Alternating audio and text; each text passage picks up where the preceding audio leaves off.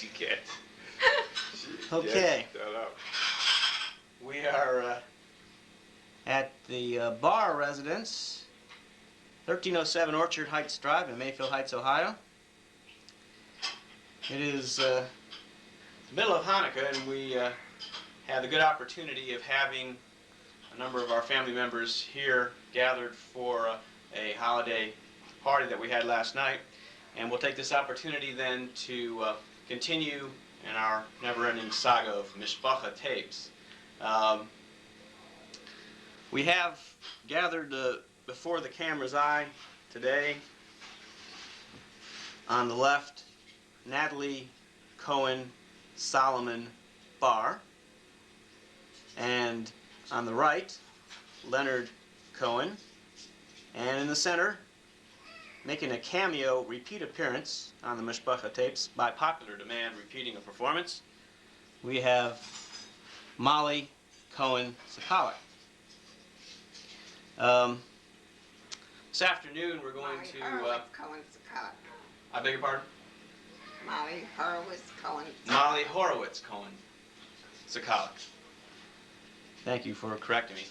We'll just basically start this afternoon by asking a few questions, talking about the family tree going in all directions if we can, and we'll try not to cover the ground that we already covered when we talked to you before, Grandma. And we'll talk about some stories that you might all have together, and try not to look so stiff. This is going to be like 2 hours here, so you'll probably pass out in about 40 minutes if you. That's right. Relax a little bit. Okay. We've covered, I think, a number of years back with Grandma, back to the old country, and her family, as much as she remembered coming over here.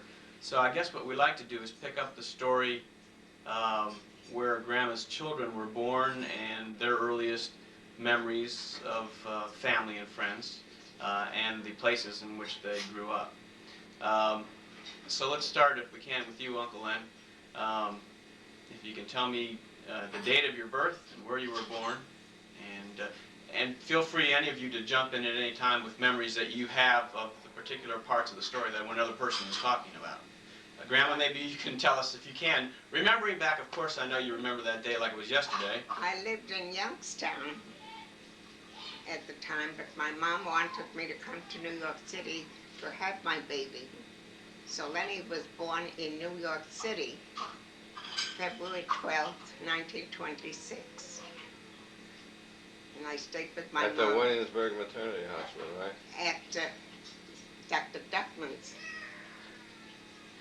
Dr. Duckman delivered, he was an uncle of Aunt Martha's. Oh. My brother's ex-first wife. Okay. And I stayed. Why are you laughing? Because they were divorced at the time, later on, but at that time, he was an uncle of Aunt Martha's. He was a brother to her father, Mr. Duckman. And he was a gynecologist? And he was a doctor, and he had a little clinic in Kosciuszko Street. But was it so it was a very cold night, and we couldn't get a cab. So on Vermont and Sutter, there was a police patrol, like a police booth. So Dad had to go there, and the policeman got me a cab, and we went to the hospital. The Williamsburg? In New York City, in Brooklyn. Yeah, but was it the Williamsburg Maternity Hospital? No. It was not? No, I thought that's what I was he told. had a small clinic, a small hospital on the, I remember, it's on Kosciuszko Street. Oh, so it wasn't the Williamsburg Maternity Hospital? No. All this time I've been thinking that I was born You were there. never born there. You were born in a small maternity hospital that he had, Dr. Duckman had. That was located where? On Kosciuszko Street. Street. So we had to get a cab. Where's Kosciuszko Street in Brooklyn? Oh, it's a couple of, in Brooklyn. It's in Brooklyn? Yeah. It's a couple of stations further than Williamsburg. And we lived in East New York. Okay. And then Natalie was born 5.5 years later in in Youngstown, in the No, North wait Side, a minute, wait a minute. in the North Side Hospital, and Yeah, it was the just North Side built, and Hospital it was on just 60 built, Lane. and it was just built. And I was the first patient in there, You were the first patient in this hospital? in the The hospital, the hospital, brand new the hospital is 58 years And old. I got the doctor and the room and everything else. I paid $65, I remember. Oh, boy. I was the first patient. And Natalie weighed 4 pounds and 13 ounces. What was that? Tiny little baby. $65, what was that, a grand opening special or what? But she did beautifully. Yeah, it was a grand opening special. It was a grand opening special, so she only had to pay $65. Oh, I really thought I was worth more than $65, but that's okay. Yeah, So I had, how much did I weigh? You weighed 7 pounds something. I you weighed remember. 613. Oh no, it was 613, 613. I thought it was okay. 7 pounds. I still have the handprints and stuff in it. I have hers too. Do you? You have hers too. I have it? You have it. It's all in that bunch of stuff that I have. Oh, I haven't You have looked at her it yet. card that when she was born. I Uh-huh. have it all in there. Okay, well, let's go back to Uncle Lenny again. Born in New York, and then you came back to And Youngstown? then, where did we go from New York? From Youngstown? I think we moved, it was during the Depression times. And Dad didn't have a job. And we moved to New York City, I think.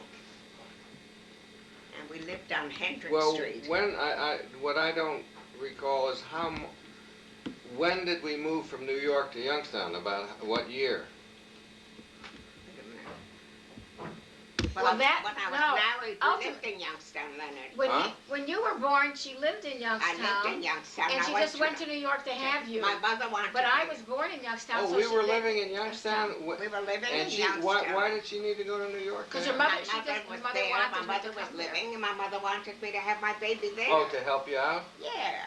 To help you out. So Oh, so we were not living in New York when I was no, born. not when you were born. No, We were then- living in Youngstown. Then, Yeah. then they moved to Youngstown, and News I to was me. born in Youngstown. You learn when a they lot lived about there. these. It's all on Yeah. tape, it's wonderful. You can, And then when she was born, we lived in Oh, Youngstown. so I was born, and how long did you stay in New York, and then you went back to No, I Youngstown? stayed there for a week or so. And then we went So- back to Then Youngstown? we went back home. Yeah, And but then- when she And was born, you- well, we how- lived on Boston Avenue. I know, but then you moved, then, Then after, Well, when did you move from New York to Youngstown in the first place? not when I was married, I moved to Youngstown, and I lived in Youngstown. Oh, you did? And we lived there for a few years. Then when the Depression set in, Dad lost his job, and we moved back Where to was New he York. working? At the United Cigar Store in Youngstown? In Youngstown, we was working for the United Cigar Store On the square there? on the square. That's right, for Ah. years and years. And then they closed up, so he And lost that's his when, job. and that's when he, And that's when we went to New York, and he started to work for Fagan.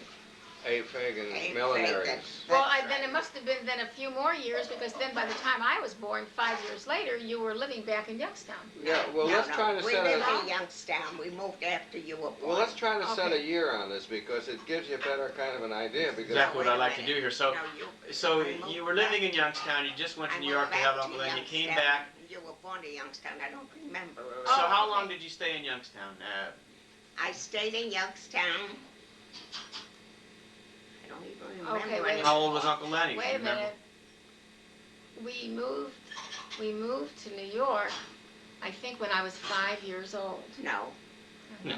You It was a good try. moved- Yes, Yeah, When I was 5 years years old, Yeah. until I was 10 years old. And then, Well, when- years So old, that, we moved that's that what way. year then? okay, You were I was born born in in 36. 31. I was born in 31. 31. So it's So it had 36. to be 1936. So in 1936, we moved back to New York. Oh, wait a Right, minute. and the Wait, night- wait, Wait a minute, Harlem, we We were in moved- Harlem only. Wait a minute. We moved back. He worked for Fagan, and then Dad didn't like it or rather, so the old lady wanted to give up her stand. It was about 35, because in 36, my mother died. And Dad got sick. We had And the we were stand living, already. but we were living in New living- York. So we it- were living in Harlem. Yeah, we were living in Harlem. Well, I Okay. thought we moved out of Latin Harlem in about 1939. No, 41. in 41. Okay, well, let's not get ahead of ourselves. Let's go. It was in So, 41, I 41. remember. so anyway, so 41 we in established that we Newcastle. were in Youngstown then until about 35 or 36. Six, Anyway. right. Okay, We so stayed- both children essentially grew up We in Youngstown stayed for those in first. Harlem. First Wait a minute, we stayed in Harlem. From About- 35 to 41 then. Yeah, from Okay. 35 6 or years. 34 to 41. I remember 5 years. Grandma, I- do you About remember? 5 years. Do you remember anything? And we had, Do you remember anything unusual or something that stands out in your mind about Uncle Lenny when he was very small, as he was growing up in Youngstown? Any stories that stand out? Okay, that's fine. You don't. Now, Well, I remember that I heard that Uncle Lenny got into a lot of trouble. He was a very mischievous little boy. this is what you had heard. That's what I had heard. when you Of were course, I little. wasn't born yet. Right. he used to get in. What she means is my reputation No, we preceded we had a lot of friends, Ann Nickel and Ethel Nickel and Dora, Herman's first wife. She rest in peace. We were all a clan. We all used to get together all the time. What did you do when you got And we together? used to play cards Saturday afternoon. We all took our cards and we assembled in somebody's house What kind of cards did you in play? Youngstown. What did What you did play? you play? Did you play rummy? We played, I don't even remember what we used to play. Gin, I think we used to play. Never played for I remember. I have incidents that stand out in my mind. from Okay, well, Youngstown. now let's We get used to to- you, Uncle Lenny. We used to get together with all the kids, and you used to fight with all the kids, and you used to eat my heart out. He's terrible. He ate your arm. Uncle Len, so what do you remember about eating Well, your I mother's heart remember- out? I remember. You want to know Jakey? Jakey's just like you. Well, maybe they say he's like me. I remember when we lived on Himrod Avenue. In 920, was it 926 and a half Himrod? 926 Himrod Avenue. Isn't that funny? How We that, lived- that number sticks in my mind, and I We haven't. We lived with Grandma Cohen, Bubby Cohen. All right, and it was a duplex, wasn't it? No, it wasn't a Wasn't a duplex. It duplex. was a house. It But was- I remember one memory I have is when there was a house being torn down across the street, and wasn't there somebody that was up there that got injured or something? And then there was next door. There was a barn. There was an Italian family that lived next door. There was a garage. There was a garage, Yeah, it was a friend of Dad's. and there was a movie or something that an old movie building Yeah, up there the was a movie street. down below. And then we moved into Alinsky's house across the street. It was a double house. That's the Himrod Avenue though was the house that I had measles on. And I Yeah. remember the house being darkened and everything. Yeah. Then when she was 10 months, she got a convulsion. And I remember coming out on the porch and From what? screaming. I don't know. She was teething. I had a high She had a fever. high fever. They were called febrile convulsions. And then Rabinowitz is across the street. Oh, it was That's- Rabinowitz across the street. Yeah, That's right. Rabinowitz across the street. That's where. That's the house they tore down, I think, Yeah, wasn't it? that's Harry Gordon's mother lived in there with them upstairs. Okay. Uncle Len, go ahead. Do you have some early memories Then- of well, growing then- up? Tell me- Well, then I remember there were times that we visited. We were close to the Gordons, and Mrs. Fishman. That was Uncle Harry Yeah, Gordon's well, that was the second time she married a second mother. time. That's why I wondered why her name was different. And so she had been remarried, huh? Yeah, she had And she remarried. lived on Prospect Street, Yeah. where my grandmother lived. Yeah, And they were friends, weren't they? yeah. They were friends. Yeah. And I But remember that was your paternal grandmother. Make that clear, because in Youngstown, that was Bubby. that was my That paternal was- grandma, Okay. my father's mother, Okay. Yeah. My mother- Saratoga, Okay. My mother over after died- whom Sandy's name. Yeah, my mother died in 1936. Okay. My dad died in 1945. Go ahead, so Uncle they Len. weren't there already.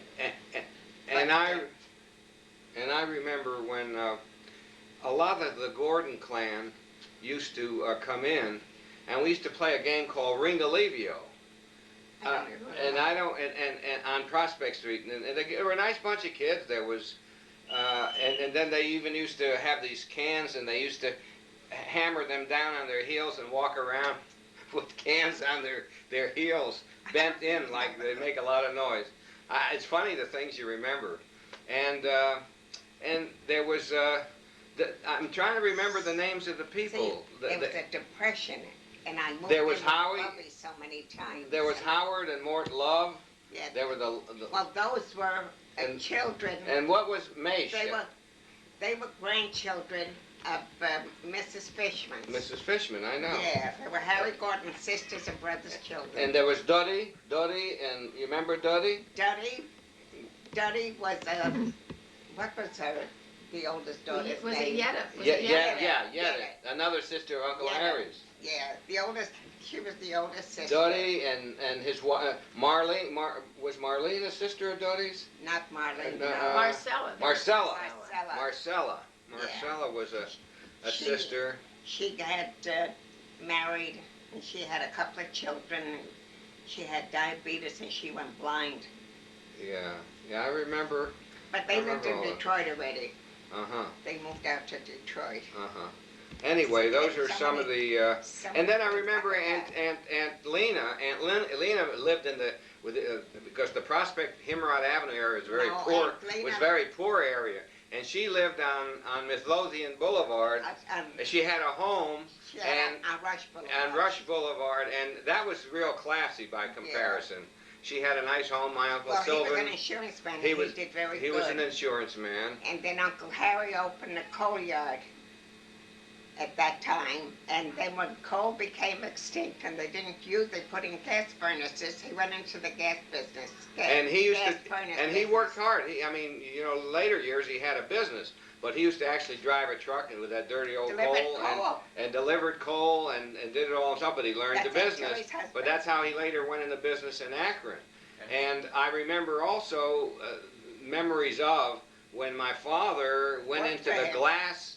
Well, he worked for him, but he went into the glass business with Harry's brother Manny. Yeah. Manny Gordon, and it went bankrupt or something. I never heard. No. I never understood. Pane glass. It for- never It broken replaced- broken glass. It was all Broken glass. during the Depression where everything. Trying to you make a touched- living. And didn't Dad work in the laundry even? A dry cleaner. A dry cleaner. Yeah, You're trying to eke out a living. It was Yeah. tough times. I remember. Very tough. I mean, times. even wasn't it even a question of having enough food to eat? That's right. I mean, it really was. It was tough. Was during the Depression. Surviving. Do you remember being hungry Remember- yourself? The kids were little. I don't remember ever being hungry. I remember. No, you were never I, hungry. I never I remember always being hungry, managed, but she. no matter how, to eke out a living, but it was tough. And then when she was 10 years old, I went to work. Okay, that's a I little bit worked farther down the line here since than she the was line. 10 years old. Okay, I worked part-time. I didn't work full so that I was home when they came back from school. okay, But I sold shoes for the make company, okay. That's a little the bit further down the O'Neill line. company. That's Okay. later on. Huh? Okay. That's later on. Let's- That was in Akron. Okay, now we talked a little bit about Yeah, O'Neill. when Natalie was born, and also this was in Youngstown that she was actually Yeah, born. Natalie was born in Youngstown. And so then you lived there another 5 years or so. Yeah, then we went back to New Right. York. Mom, do you have some early memories? Do you have any memories from Youngstown yet when you were that No, little? I don't remember too much about She was Youngstown. 5 years old. She But was I young. do remember, I have a lot of memories, early memories in Harlem. Okay, well we'll get And to that they- in a second. Maybe that's where we need to go Oh, here. So, Harlem. do you recall when Mom was born and any specific stories about when Mom was born, Grandma? We had incidents in Harlem. No, Right. he's But talking what- about when I was when born. Mom was born, Oh, do you she remember? was born. Do you remember that? Well, then we had a fairly nice apartment. We lived on Boston Avenue, In Youngstown. Youngstown. Mm-hmm. I remember Dad- that. It well, had a were porch you- on it. Yeah. Where were you working? Where was Dad? Dad was driving a dry cleaning truck at the time when you were born. He was working for Uncle Harry and the other one. What was his name? I can't think of his name. And No, Uncle he Harry. worked. It was a cousin Of, to Uncle Harry. I don't know Okay. who that was. They were divorced later on. Uncle Len, And do he you have went any into memories business of with when me Mom was in born, the or were dry you too young at the cleaning time? business. You were about Dad was 4, is that driving right? a truck. No, he was 5. He was 5. she's 5 years younger than me. Okay, do you remember? Where was that? In Youngstown? She Youngstown. was born in Youngstown. Yeah. You were Uh, born. Well, we lived in Youngstown Right. when you were born, but I went back I to New York. don't remember the early years of her birth at all. I so remember later on. in New York was the first time No, you remember. they always got along. Well, I remember Cookie, hearing I- stories, yeah, that they called me Cookie. Cookie, he used Yeah, and to I call don't. her. Where did the name Cookie come from? I don't know. You So then named when her. I was, You named her Cookie. I named her Cookie. But I remember. I remember Cookie. I always he called her adored Cookie. her. He used to- But we used to. But I have to tell you, in all honesty, Mom would complain about. It seems to me, and you don't know what's accurate and what's not in your memory about having to work and slave and this, that, and the other thing. and I didn't like. I like peace and quiet, you know. And then unfortunately, I used to take it out on Natalie in terms of why didn't she help and do the dishes. I don't know that I did, but I used to take it out on her because all I wanted was peace and quiet. I didn't want any complaining and everything. But unfortunately, that was not a good way of handling it. Wait a minute. I learned many years later that she's so meticulous today. She was just the opposite when she was home. She used to wash the dishes, yes, and help me in the kitchen because I was working. But when I had a railroad flat with a sunroom at the end, and her bedroom was in the end. And the bathroom was all the way down the other one, down the hall. And she'd leave a streak wherever she'd go, she'd leave her things. And it used to annoy me because I came home to a mess. So one day, and he was just the opposite. He'd roll up his stockings and put it in the drawer. One day he got mad. And he went from the bathroom. I remember it like today. And threw her stuff all over. Yeah, no, you threw it outside the door. You picked everything up from the bathroom where she left and they put it right in the middle of her doorway. Real nice kid. Remember that? Nice Now I kid. know who Stephanie takes after. Nice kid. That's amazing that there's such a change in the way you were when you were young, and then things have changed. Okay, well, we're talking about. Let's back up just a little bit. I wanted to back up a little bit because I think we glossed over Latin Harlem. Yeah, well, we haven't even got. That's what I want to get to right now. Oh. I think we finished pretty much with Youngstown, Okay. then. So, All right. 35 or 36, then Well, you decide. wait, Why did you go to New York? I think we got there because he didn't have a job. Okay, so And this Aunt Ida was an aunt to one of my girlfriends, Rose Berman, Oh. who I went to school with since I was 6 years old. She's still living She's in New York. almost been like a member of the family. Yeah, she became She's very a- close to the whole family, Yeah, the Hurwitz she was family. very close to us. And Aunt Teddy, she's she's as still old- she's as sees old her. as I am, She was never a sweet, married. short lady. I remember. a little tiny girl. And Teddy still sees her occasionally. so you were Calls led to her. believe that there might be some work for Grandpa by her. And I used to, I got way later what I was going to say.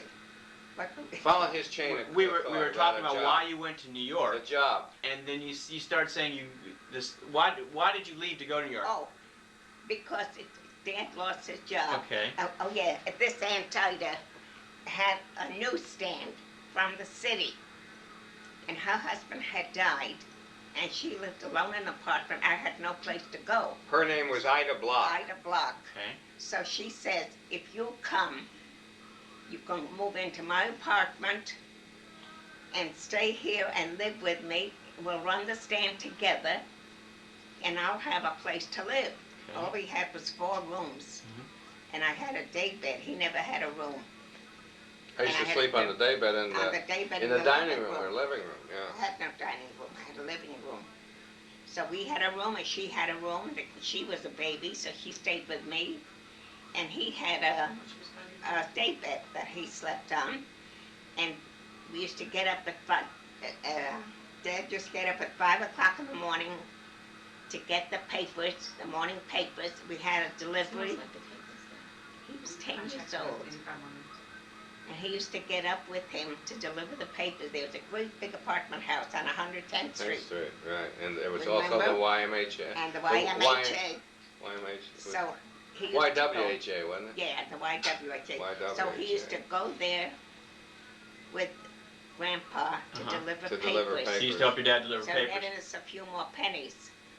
So you had a And we newsstand sold from which you periodicals. sold papers, On and the you also corner- delivered. On the corner of 111th Street and 5th Avenue, It was right in 100 front of El Centro Bar Restaurant. 111th It was and the 5th Latin section from 110th to 116th, which Now then this- became black. Okay, At let's one back. time, it was an elite Jewish neighborhood. Okay. But then Many the years Puerto before. Ricans, the Puerto Ricans came in and just. Okay, this is ruined it. 1936 or so, and this is where you moved to from Youngstown. And what do you remember the address of this apartment? You talking about the Yeah, apartment? 2 West 111th 111th. Street. Okay, and so now this Two is West in 111th. Latin. What was Two called West Latin Harlem. 111th. Latin In Harlem. Harlem. Okay, now at the time you moved in, you say it had been an elite Jewish neighborhood at one time already. Now, Many years No, before. no, it was But it bad. wasn't an elite neighborhood No, when but we when moved you in. moved into it, There- There were still some of the Jewish storekeepers that Yeah, remained that from had- that. Well, there was the laundry, Mr. Plotkin, Heschel Wittenberg. Plotkin was the fellow that the was a laundry. friend of mine. There was the Glazier, the Wittenberg that had a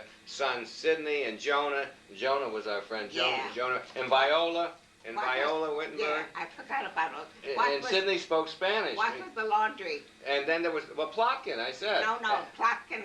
The- There was the other The laundry. there was the grocery. Well, there was Codner. Codner.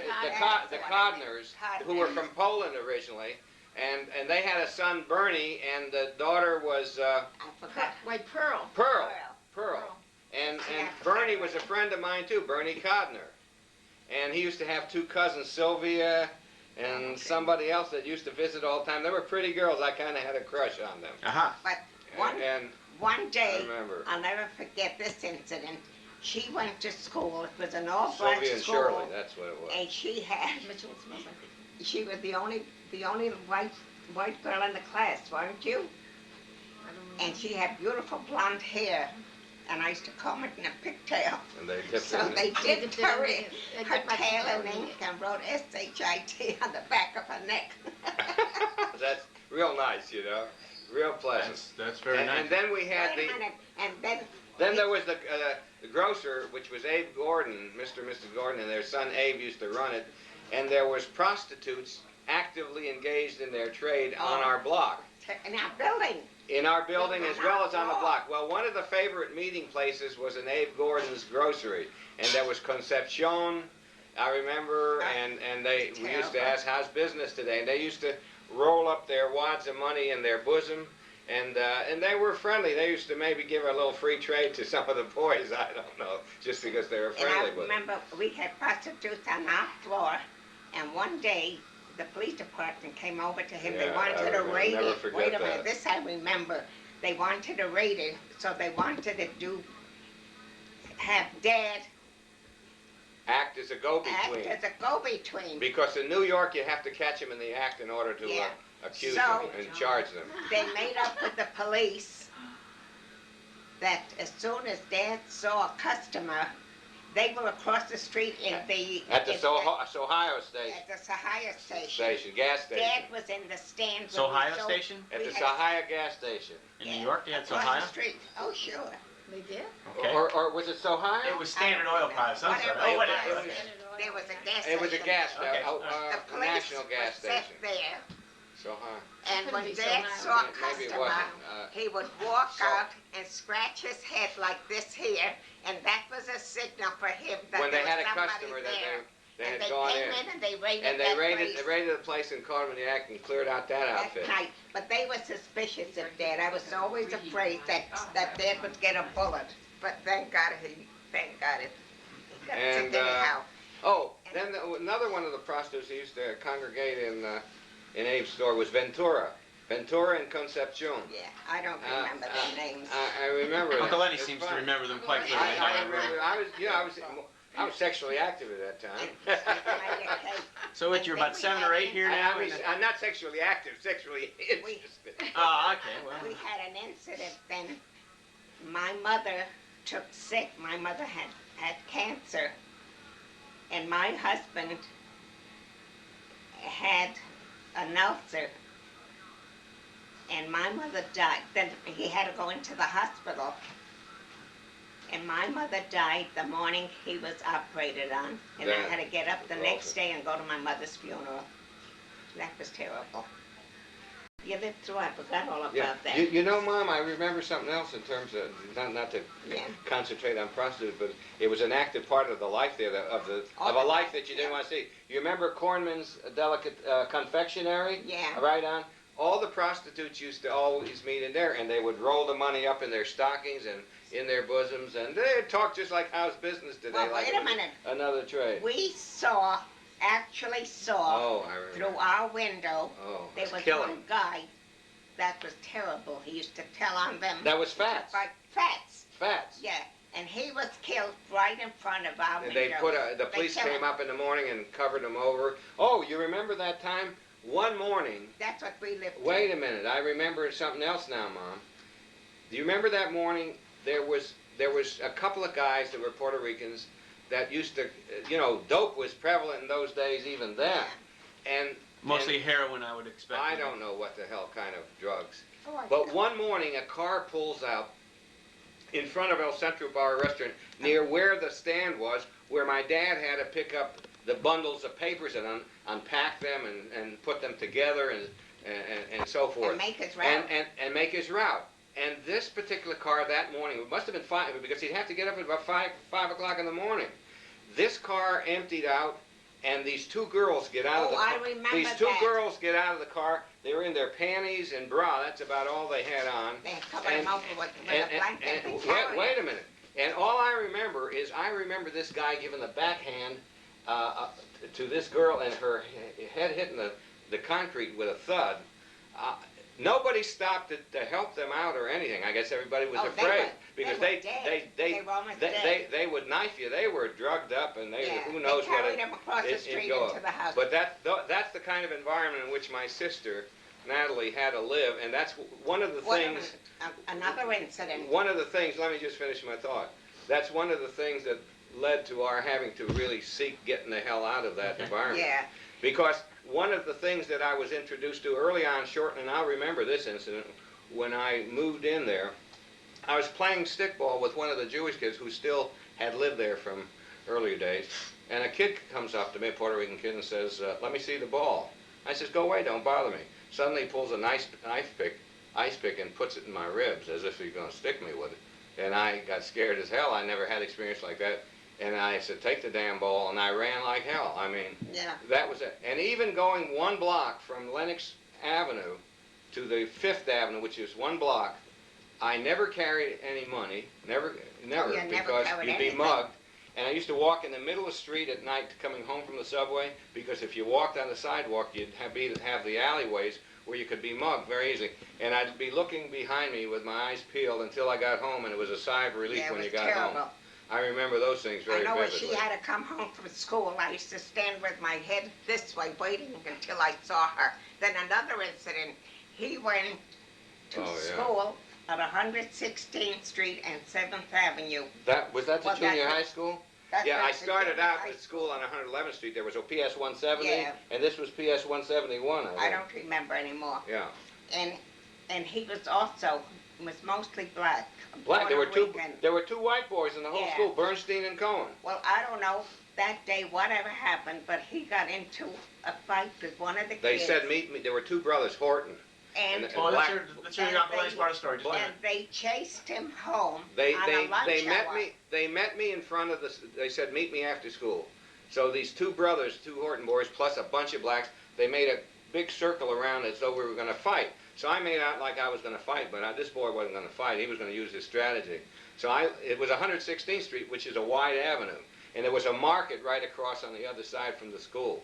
And I looked for a break in the traffic light. I was made like I was going to fight, and I broke through the crowd and ran like hell, like I never ran before in my life. And I ran from 116th Street to 111th Street, and with them tailing after me. But they never caught up with him. And I was so upset when I got home. And she, let her finish the story. I never let him go back to that school. I went to school and walked all that distance. And I didn't go to his teacher. I went to the principal. And I said, my son was chased home yesterday from a bunch of Puerto Rican kids. I says, he's my son, and you can arrest me, you can put me in jail. He is not going back to this school. I want him transferred. Oh, ho, he says, we can transfer him that way. I said, then put me in jail. He is not going, he's going to play truant. He is not going, I was so mad I was ready to kill him. And I said, I want him out of that school. And if you don't do something about it, I'll go to higher ups. I argued with him for hours. And he saw he couldn't do anything with me. He says, well, you go to the other school. Which was Patrick Henry. Which is Patrick way on Henry the other Junior High end. School on 103rd and 104th Street. That was 103rd Street. That was all Italian, white. But the Italian and the Jews got along. And it was a nice school. I went to that school, and I went to that principal, and I put my cards on the table, and I was crying. I says, I can't let my son go there. They'll kill him. I says, what am I going to do? He says, I'll accept him. And he gave me a written note. It took a week, and I was walking back and forth. And I went to that teacher, and I says, here's the evidence. They will accept him. So they gave me a And I transfer. never went back to that I school. never went back to that school. Never went back to that school. And if I had to go to jail, I would have gone to jail. I didn't care. No, because you had a record But I for got those him. many years, of course. But I got him out of No. there. What happened to the other boy, the other white boy? Bernstein? Wasn't he in the circle with you? No. That's what we lived through. I only remember that he was the other white fella in the school. Yeah. He might not have been in his There had grade to or be two anything. Jews. I don't know that this But I incident know when affected he him came at all. home, he threw up that day. They had taunted he was me so and sick. I can imagine. He Okay, was shaking. let's. You know, the fear. I understand. Mom, we talked a little bit about some of you growing up Yeah, in this part. Tell me what some of your memories are. Well, I can remember this dipping my pigtail in the inkwell. But another story that was that was even much worse than that. I remember that Grandma sent me to the grocery store, Oh yeah. and I You had went with the Ellie. She should rest in peace. You went, and Sid was visiting me. You went with Ellie. Ellie was with you. But I went to the grocery store and I had a couple pennies change. And I remember that somebody grabbed my mouth and they held me up behind the steps in the apartment building, and they took the few pennies change that I had out of my hand. Is that right? And I don't was remember. really, yeah, and I I was remember really, that. I was really very, very upset. And How old were you at this time? Oh, what's well, trouble? I don't know how old I could have been because we moved out of New York when I was 10. So it had to have been probably 8 or 9? Seven or seven, eight. 8, 9, something like that. I can't remember. 8 or 9. But I mean, And it then must be before How we I was got out alive. of New York 31. City was Okay, wait a minute. So this was Oh. about 1938 or 1939 then it must have been. Right, because we moved in 1941, so it was before, it was when we were still living there. And do you remember these things happening to your brother that Grandma's talking about? or- I remember, vaguely, and I remember an incident that he was walking along and someone stole the earmuffs off of his ears. I remember that was another incident. And do you remember being scared yourself a lot And while I you were there? remember being scared, and I remember hating to live there. It was so awful and it was so scary. It And wasn't. I was afraid. and I remember standing on the street, and there would be like sightseeing buses coming around there because it was a point of interest, I guess, to watch. And I kind of resented it. She used to hide. That I had to be living there and people were coming to sightsee, and I didn't feel that I wanted to be a spectacle. But I could just remember it was just a very scary kind of a thing for me to live through as a young child, and I hated every minute of it. Okay. It was terrible. But how we got out of there. Okay, yeah, let's go on now and let's talk about that a little bit. Uncle Harry and Aunt Tilly came to New York to see us from Akron.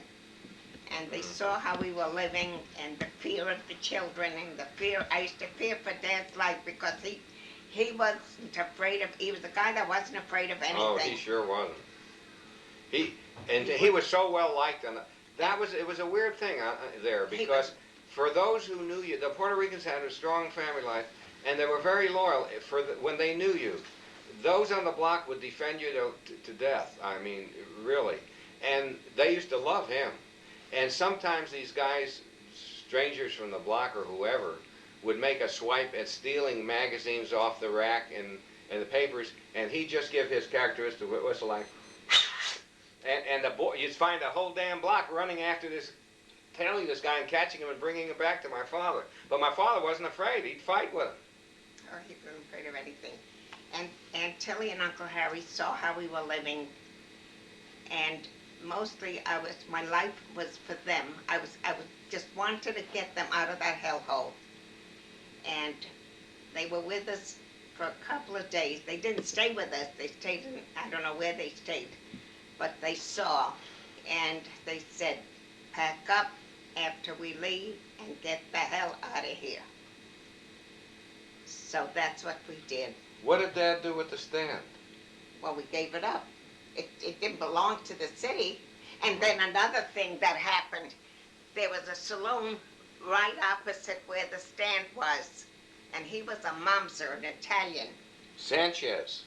Sanchez, Mr. yeah. Sanchez. So and somebody broke into his window, and he accused Dad of knowing who did it.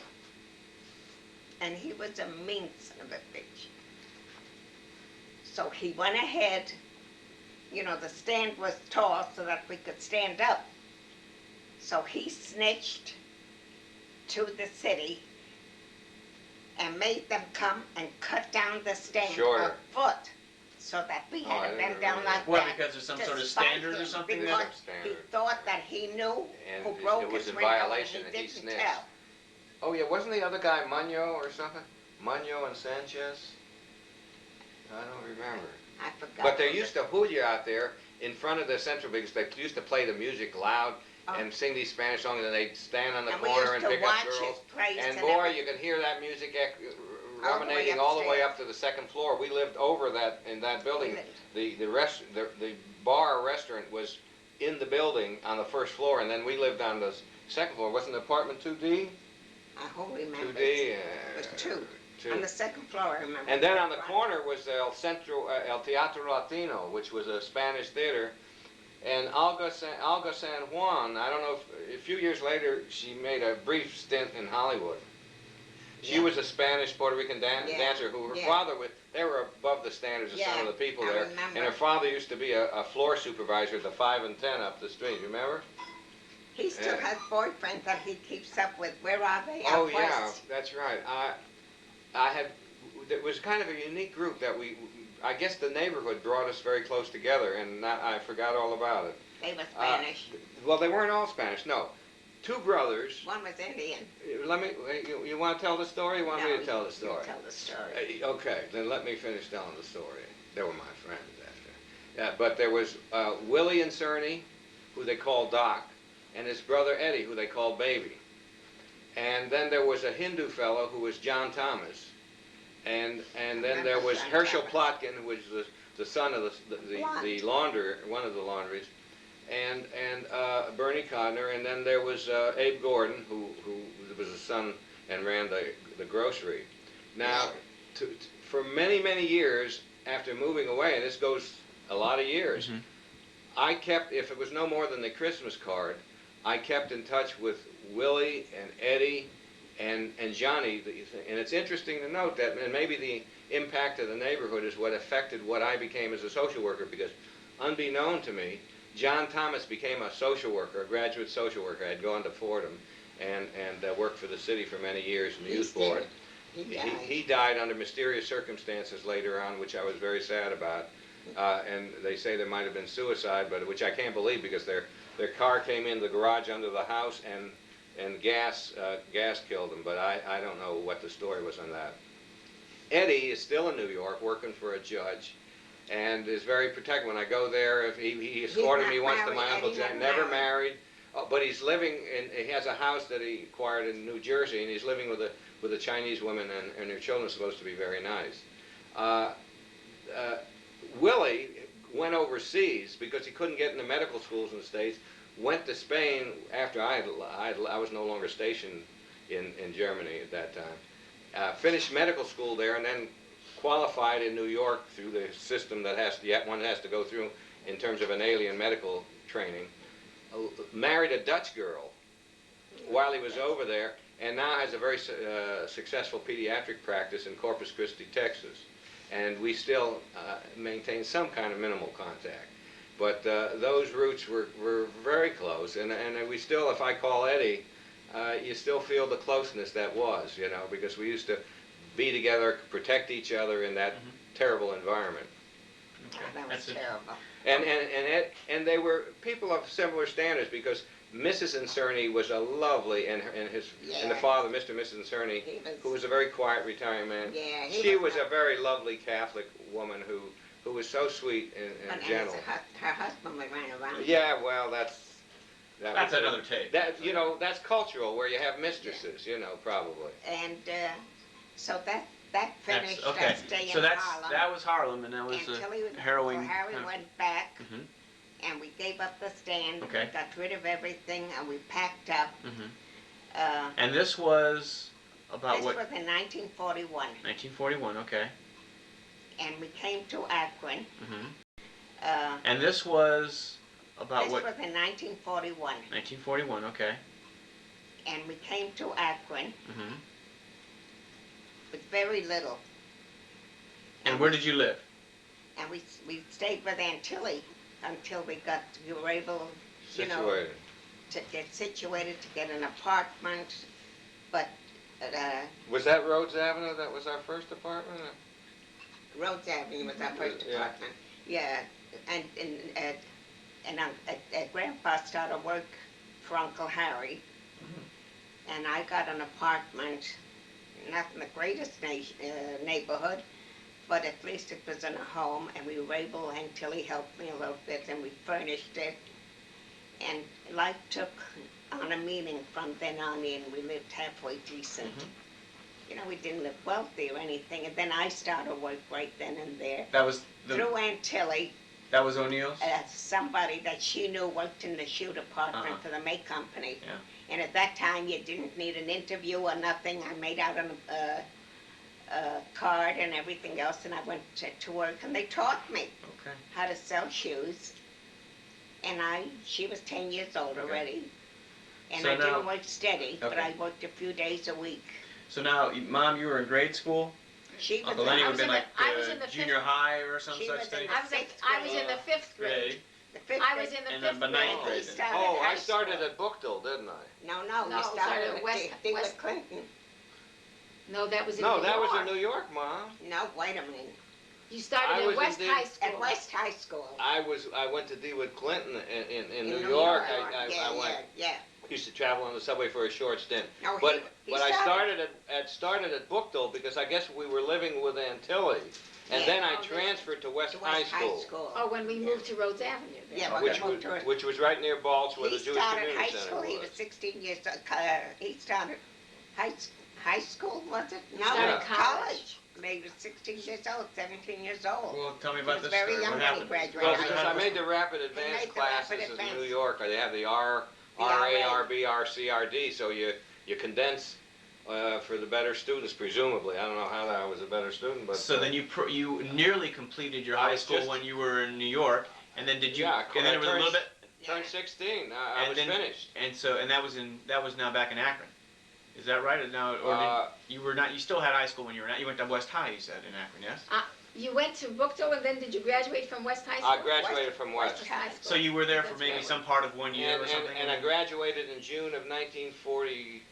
That's right, because I was 10, and that 41 would or have made him. 42 was it? That would have made him 15. 42. That made him 15 in 1941. 16. No, I was 16. But That's you right, were 42 16, because right, I was but you born went in for a year. 26. And then Then you went to but college. it took me 7 years to finish the University of Akron. From 42, I graduated in 49. Okay, well let's not jump ahead too far. Yeah. Let's talk about this a little bit. We'll go back and talk Alright. about your story.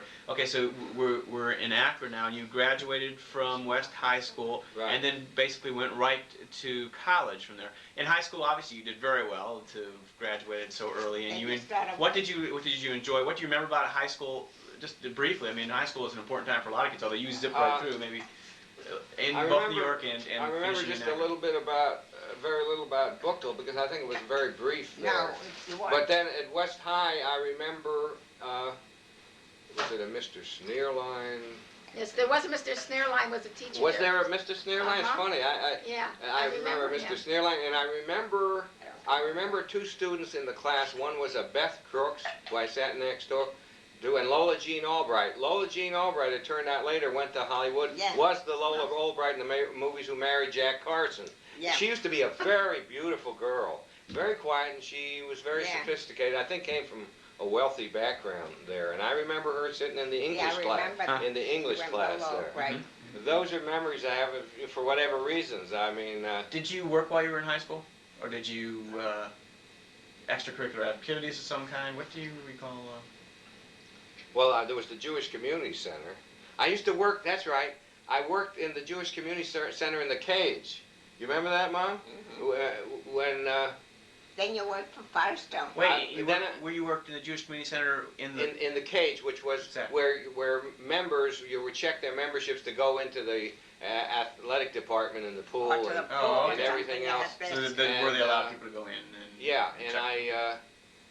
so I remember those Okay. that time. And then, of course, later on, I got a job with Firestone Tire and Rubber Company in final While he went to inspection. school. And I remember working there for about 4 or 5 years, didn't I? And when they were making barrage balloons and also in final inspection with these big combat tires and earth-moving tires that I used to have to spin.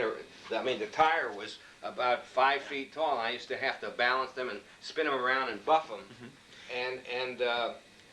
I remember I was 17, and I worked a double shift, 16 hours, and I had a paycheck of $105, I think, for 1 week. And I thought to myself, boy, I'll never make this much money again. Ever again. Again. And of course, you never did, deal. unfortunately. No. Okay, so now, this is, you had started college and were working at Firestone. Is this correct? While I was in college. Okay, so now you enrolled at Akron University? Yeah. Okay, and It was a small local college then. You okay, know. yeah, it was. It there wasn't was a like zip it is then and today. now, what were your intentions when you went to school? First of all, no one else in the family had gone to college at that point, had they? So this was kind of an Not unusual really. thing. Except that I had an uncle, Ruby, that had been a graduate chemist, and it was kind of romantic, the whole aspect of his speaking Spanish, because my aunt came from a family that lived in Cuba, and she spoke Spanish too, and they used to travel to as part of To his job, Venezuela. because he worked with a sugar refiner, Sucro Blanc, to Venezuela and different parts, and I thought, boy, it'd be great to be a chemist, you know. Did he specifically encourage you along those lines, or this is something you I just think knew it's off one of Ruby? those identification things that happens unconsciously, Okay. and you decide that, oh, he's This great, sounds good to so me. I'm going to be great You too. started in engineering first. And I started in engineering. Okay, so you didn't And let me like that. tell you, when I had in Akron U a professor householder, and I got an F in physics, I was convinced that I wasn't. That science was not for you. Is that... Science really was not for me. Okay. And I changed into the academic arts college and studied psychology, which in the future you could do not much with. Now, And she and started. wait, just a minute. Now, let's stay on one tack here. Now, when you went, now, how did you pay for going to the university? With this job of yours, or did you have a scholarship at all? I worked. I knew my family wasn't in decent circumstance, so I worked. And that's why I was on a reduced schedule, and I went from 1942 to I graduated University of Akron in 1949. 7 years it took. Okay, to get your way through there, and then you graduated with a degree In psychology. a Bachelor of Science, And a minor in Spanish or something. Okay. Then you went into the army. Okay, well let's make sure we Then you finish went all this up into now. the So, Air Force. anything else that Well, you I recall worked- those years that you were in Yeah, college? well, then for a time I did work for Bear Furniture Company before going into the Army, and I worked in their I don't even remember in that. their television complaint department. So Oh, I used that's to right. have to be the diplomat and Yeah, dealing that's with right. You dealing got with the complaints. television for us before you went into And the army. I worked there until I was drafted on September the 1st, 1950. 50. And I remember, and I was 4F for many times before that, and because of feet and vision. And finally, when they scraped the bottom of the barrel, they finally had lowered that standard and put me in limited service. The first group of boys from Akron, they had a picture and a caption that on the appeared paper. later that Mom Oh. saw, and she was 6. She says, "First group of draftees, Off to Korea bound." Off to Korea. Off to Korea, which didn't turn out to be, thank God. But this is one of the reasons why you were drafted, because they were drafting so many people to go off to war in Korea. Yeah, I mean, that's yeah. that was See, ostensibly the reason. She left to get Right. married. Okay, well, let's not get too far ahead. So I think we'll probably leave it now. Any other college stories? Well, Go ahead, finish. attached to that, I was sent to Fort Knox, Kentucky, for initial screening and processing. Okay. And then 52 of us were assigned to an elusive kind of 534th Quartermaster Reclamation and Maintenance Company, Uh-huh. presumably at Fort Campbell, Kentucky. 52 of us were shipped to Fort Campbell, Kentucky. Nobody ever heard of that unit. Okay. So- So I don't want to get too. Yeah, I want to get into your All right. military career and all, but I want to just kind of hold off here and, Yeah. and finish the Akron story for both of you, and then Okay. we'll go Fine. back to there. In fact, maybe we can take just a little break here now. We've been going at this almost an hour, I That'd be think, so good. maybe you can stretch your legs a little bit. So we'll be back in just a little bit with the rest of the story. Okay. Okay, we're back once again, and at this point I'd like to pick up the story with Natalie here, going back to her years in Akron growing up, and talk a little bit Well, about she graduated. What did Grandma, why don't you start? Well, we're actually before she No, graduated. she graduated, Okay. Well, she was 10 years old when she got to Akron, right? yeah. So now she she was in 5th grade. She's starting the 5th grade. And Right now, I'd like to pick To up Grace. there yeah, let Mom Right. talk a little bit about it. Grace School. to Grace Elementary. I went to Grace Elementary School, and my first recollection, I, Grandma took me into the classroom, and that was my first contact with Esther Munitz Posen, who of course has been my lifelong friend. And we kind of laugh about this now, because Grandma came in and said, will you take Natalie home? And Esther said she was kind of embarrassed. And so we whenever we get together and we talk about that incident, you know, about Grandma coming in and saying, oh, there's the Munitz girl. And, you know, would she The take... Munitz girl was the butcher, my Jewish butcher. That was the daughter. And she was in Mom's class. And she was in my class, and of course then Esther and I have been lifelong friends ever since. And you that was remember my that first contact. day when you went Yeah, to but the new school? yeah, I don't remember too much. I mean, I just remember this incident, you know, because we always talk about it and laugh. Do you remember being glad that you were out of New York and in this Yes, safer I was, place? yes. Oh, I- we were very yeah. glad. I was very glad, and To I us, guess it was really living from one hellhole that we got out of. Okay, so you started in 5th grade and then you proceeded. I went- What school this was? this was Grace Elementary School. Okay, and then I you- went until the 8th grade Okay. at Grace Elementary School. Where was Grace? Right, that was on the corner of... Copley Road. It, Oh, I it don't wasn't Copley, remember it was that. not Copley Road. What? It was not, 5 Points. it was at 5 Points, it was not Copley Road. But Well, any, well, Copley Road starts right there. it's right before Copley Road starts, actually. Oh. And I graduated there. At that time, they had graduation from the 8th grade, and then I went from the 9th grade through the 12th grade. I went to West High School, and I graduated from And let me tell you West High Wait a School. minute, let her finish, Mom. Okay.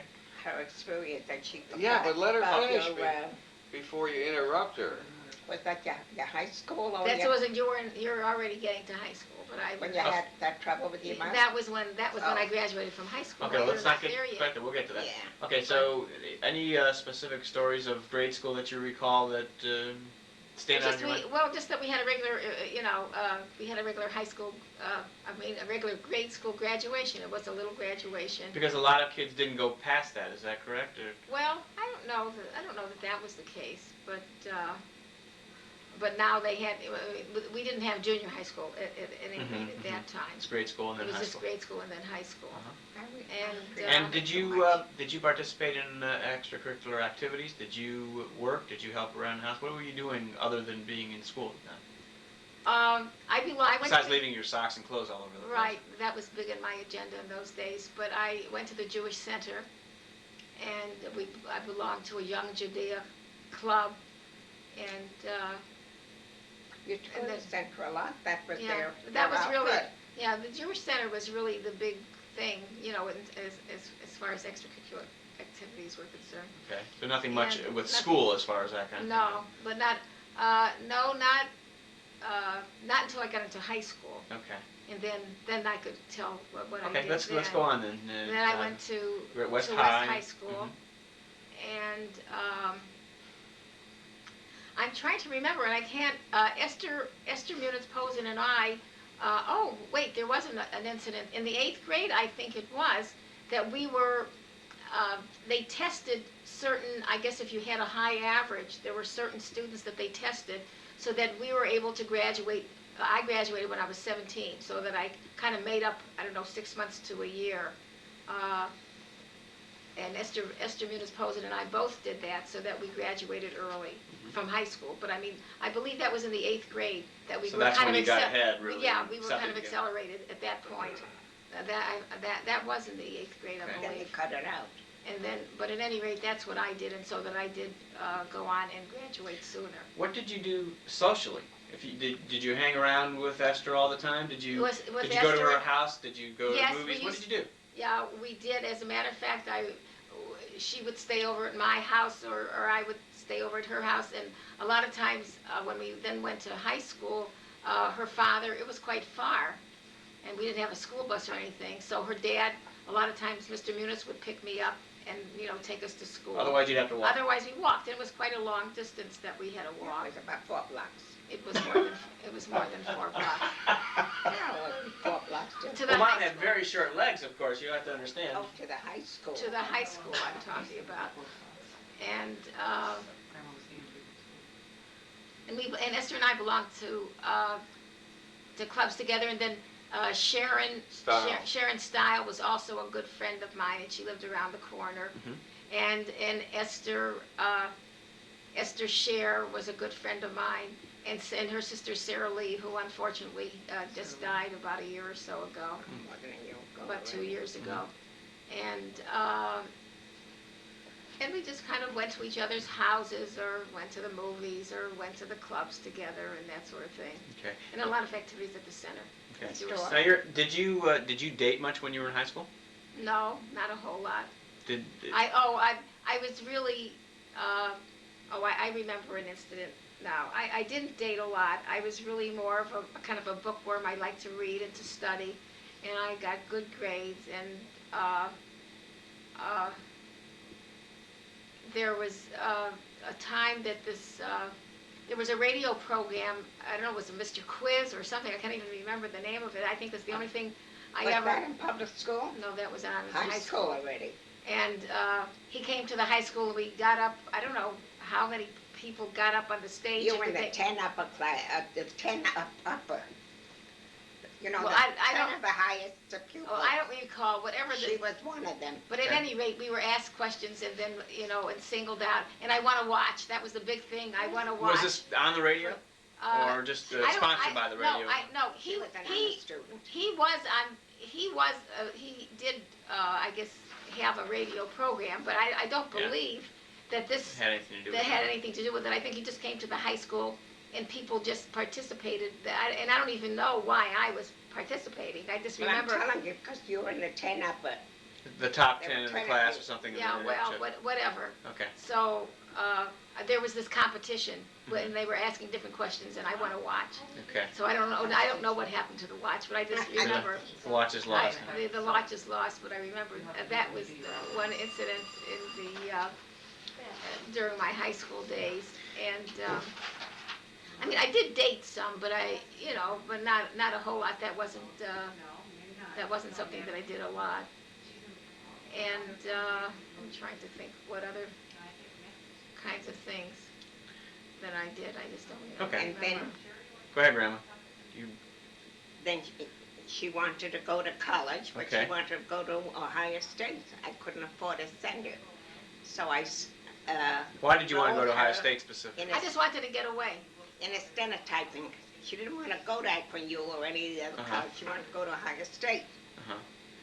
So I couldn't do it at the time. So I enrolled her in a stenotyping class. You know, just stenotyping in Mhm. court. Mm-hmm. So she didn't like typing. Okay. So she went for a week and she quit, and I had to pay $300 for the course anyhow. Okay. That's probably what happened to your watch. Aunt Dorothy, she Oh, wanted to know how Sam was, so I talked to her. She says I shouldn't interrupt the movie. And we had, good. Okay, so. that's Sam's sister. Oh, Sam's sister. So, okay, so go ahead, Grandma. So she didn't do that, and then it didn't take any time. She met Dad, Okay.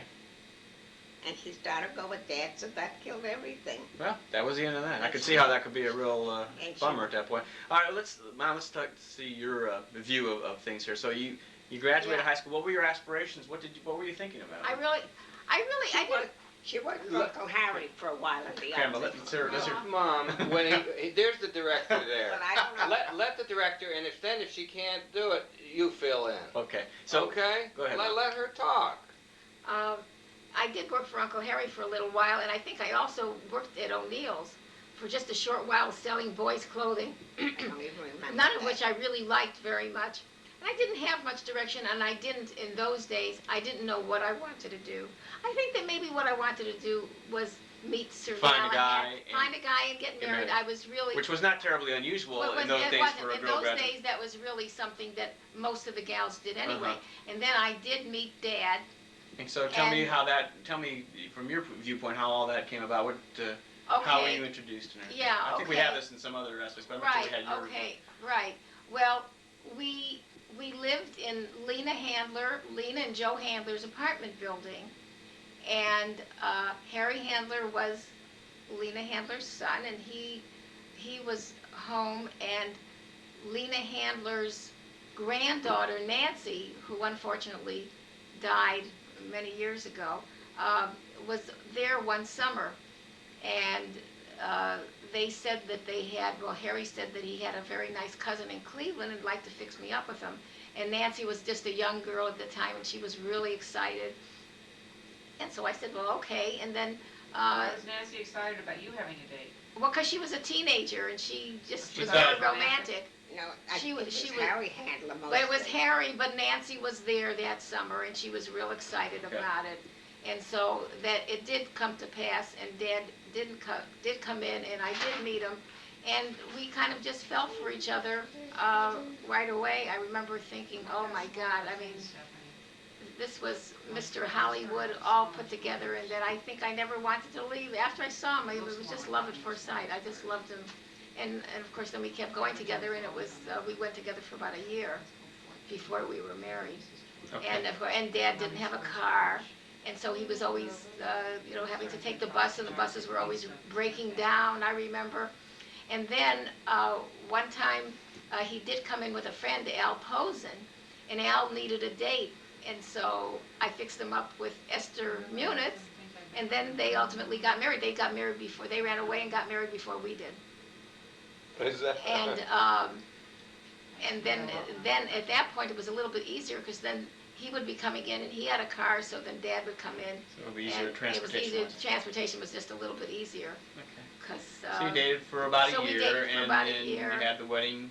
And then we had the wedding In in Akron. Akron, and Grandma and Grandpa belonged to Bethel Synagogue, but it was just being built that year. So that's how old Bethel Synagogue is. The So basically, structure. you were born in a brand new hospital, and you were married in a brand new No, temple. I was married at the Akron Jewish Center because Because it wasn't temple, ready. Oh, the temple wasn't You ready. were a little yet. premature on It was that a one. little Temple was in the process of It was being built, but it was the synagogue, and that was. And this the was rabbi 1950. This was 1950.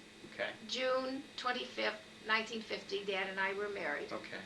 and Moved to Cleveland. we moved to Cleveland, and we moved to Lakeview. Okay. We Let's had go a- ahead and sketch this story, and then we'll get back to Okay. Uncle Lenny too, because I think we've got quite a bit of this. But let's go ahead and talk about the rest of the story here, and then we'll get back to that. So, okay. So you moved to, We moved to the small apartment. It was a basement apartment on Lakeview. and Dad was doing what at the time? And Dad was, I think he was working in a factory and going to, what was then Fenn College, which is now Cleveland State. And he was taking drafting. He was studying drafting. And he was wanted to be working in a draft- factory. And he was working in a Remember what he was factory, doing? and I don't remember the name of the factory that Or he what was he was working- doing. Or what he was didn't doing. like it. He was just working to work because he was going to school. He had just gotten out of the service. Mhm. When I met Dad, he had just gotten out of the service. Okay. And I think it was love at first sight for him too. I mean, from what I remember. And as a matter of fact, he had another girlfriend when he went away to the service, and it was his best friend Jimmy Deutsch's cousin, Betty. Your whole road. And she kind of sent him a Dear John letter, and then she ultimately married somebody else. While he was in the service. While he was in the service, yeah. Happened so many times. That's what we Yeah. always read about. But anyhow, Several roads for he training. came home, and Okay. he was unattached, and he was young. He was, I think he was 20. He was 20. No, he was 21 when we were married. No, he was 22. He was 21 then. Okay. He was 21, and I was 8. 21, and I was 8, and I was 18 Okay. when we met. Okay. And So then then we you were were married, and he was moved, 22, He yeah. was working in the And factory. we worked in the factory. You lived on Lake. We lived on Lake. When we got married, we lived on Lakeview in a 3-bedroom apartment. And I mean a 3-room apartment. I don't mean 3 bedrooms. And you continued to go to night school or And he went college. to night For school, how long? right. You're saying 3 and 3? You continued to work at this factory for a few years, do you remember? Or? You know what, I just can't remember how long it took him until he finished his Couple course. years. Maybe it was over a period of a couple of years because it Okay. wasn't full-time, you know, it was in the And when he evening. was done with the course, he got a job. He got a job Drafting then for to- General Motors. Oh, is that right? I think he worked for GM, Okay. but somehow or other, I think he was laid off or it just didn't work out. No, he didn't like it. Or he They didn't didn't- like it. They didn't like Jews at the time. Well, I just don't remember what it Okay. was. That's what he always said, they didn't like Jews. Yeah, but it just- From there, he They went didn't treat him to, nice.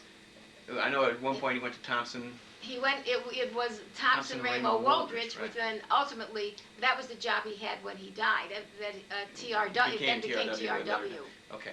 Now, in 1952, in the apartment, a very momentous occasion in That- March right, of that in year, March as I of that recall. year, March 19th to be exact, 1952. Yes. A director was born. A director was born, and that was you, Gary Solomon, Yeah. Gary J. Solomon to be exact. Wait, let me just. Take a bow, Gary. Thank you very much. Hello. Okay. Everybody deserves a cameo, I guess. Right. Okay, so Okay, then. the then first you child were was born. And you were just like about 6 weeks old, and then we wanted to move into a bigger apartment, so we moved to 13,000 Brackland. That was a nice apartment. And that was a nice apartment, and it was upstairs, it wasn't a basement, and we fixed it up and painted it, and it was very nice. And we had 2 bedrooms, a living room and a dining room and a kitchen, and a fireplace, and it was much more spacious, and Lots of nice neighbors. I lots of recall, nice people that you neighbors, met there in the right, neighborhood. and lots of young people in the neighborhood, and we liked living there. And consequently, or subsequently, I should say, you were there for about 7.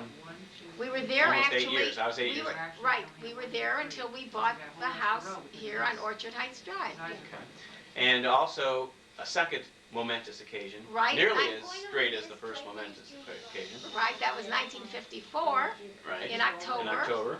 and Steve was born. Yes.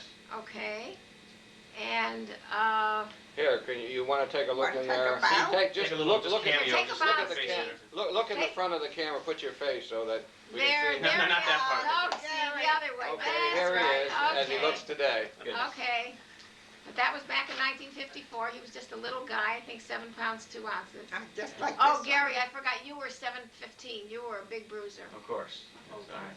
Okay, and let's see. We went to school at Hazeldale Hazeldale Elementary School. We were there. Right, And- and Steve had just started going, and then we bought the house on Orchard Heights Drive, and we moved, so Steve was in the middle, it was in the middle of the year, so they didn't let Steve go to kindergarten out here, so he had to wait until the following September, because we moved in February. We moved on a leap year, Okay. and then Steve didn't go to school until the following September. Okay. But you Just- went. We'll kind of just, we can fill in a little bit on the neighborhood. There was a little corner, like, grocery. Right, there was a Yeah. grocery that store, used to send me down to. Kaplan, I think, Yeah, I don't Kaplan's remember grocery that. store. I don't remember the name, but I do Yeah, remember going down. and there was a railroad close by that you'd Exactly. hear, Right on here- 131st, 131st. right alongside, there's a right road, we used to alongside. always hear that, and we could also hear the freighters on the lake even from there at night. We Right. could hear the Right. noise of the freighters, I can What recall. was the organization? Was that I in the that kids house? used to go to? The apartment? Yeah. Were you there for 7 years, I assume, that was Uncle Did Leonard? was Oh, I you there? must have been there. You must have been I there. don't Oh, remember. and a nice part, a nice part of when you were growing up there, we belonged to the Jewish Community Center. It was a neighborhood. It was, I don't even remember I what it was remember called. that. It was JCC, as Was of that now, a CC? it was part of JCC, but it was the neighborhood JCC, and it was just a nice, warm, congenial group, and all the people from the neighborhood belonged, and you went to nursery school there, and I was a helping mother, and I'd come and, you know, That was help part of the out. JCC? I remember That was when part you of were- I don't remember JCC, and I can't remember for the life of me what it was called. Don't see that. It was something house, Arlington House, Gary. Yeah, Arlington House. That's Gary, right. that was okay, Arlington I House. remember that. And we used to have, on the holidays, we would have lunches and dinners and stuff. The families would get together. It was a nice, small, intimate group. And then when you graduated, You wore dad's shirt backwards. They had the little children were wearing their dad's shirts. That was their little graduation outfit. I remember It the was great so big cute. blocks that I used to stack up. I remember those being there. Instead I of don't pants, remember they much wore else their about it. dad's white shirts. They wore the white shirts Yeah. backwards, and that was their graduation Okay. garb. That's funny. And I still remember that. One then story I around- remember from the apartment is, and I don't remember if this is when we were moving or just sometime. Oh, Dad was carrying some yes. stuff and Oh, walking. I Go have ahead. to tell you, and this, I will never forget this. It was in the middle of February, and it was snowing, and Dad was walking down the steps, and he was carrying. We had a mover that was going to move us. So this was when we were moving. This is when we were moving. 'cause the I day was we 8 were years old, moving. I remember. Yes, Yeah. it was the leap year that year that we moved, and I think it was 30 years ago, Gary. Okay. And this is 1989, so maybe 59. was it in 59? Could very well be. Yes, it 59 or must have been 60. 59 or 60. Well, it It must was have been 60s when we 60. moved, right? Yeah, it was Okay. 60. February But at 60. any rate, Dad was walking with a number of things in his hands because we were moving all the small things, and he had an iron. And all of a sudden, he fell down the steps. We and heard I a big said- commotion heard a and big here, boom, boom, commotion. I boom, boom, said, things falling yeah. downstairs. I says, "Oh my God, Mark, did you break the iron?" And well, we were hysterical. That became a family joke. I didn't ask if he broke his neck, but I asked him if he Well, broke his irons neck. are more important, right? At the time, obviously, they were very, very dear because that was what The my... steps were slippery because of the snow, and that was really, thank God he was okay at that time. Yes, but although I, he did walk with a limp for the rest of his life, as already but, no, but that's... anyhow, That was fun, I remember. that was really funny because I don't know why I was preoccupied with the stupid iron, but I said, "Did you break the iron?" But So anyways, yeah, after 7 or 8 years. After 7 or 8 years then on Brackland, and then we were able to move to our own house after this Right. apartment. right, And this was in February of 1960, February 29th of 1960. February 29th, right? And we moved to 1307 Orchard Orchard Heights Heights Drive, which is where we are right now.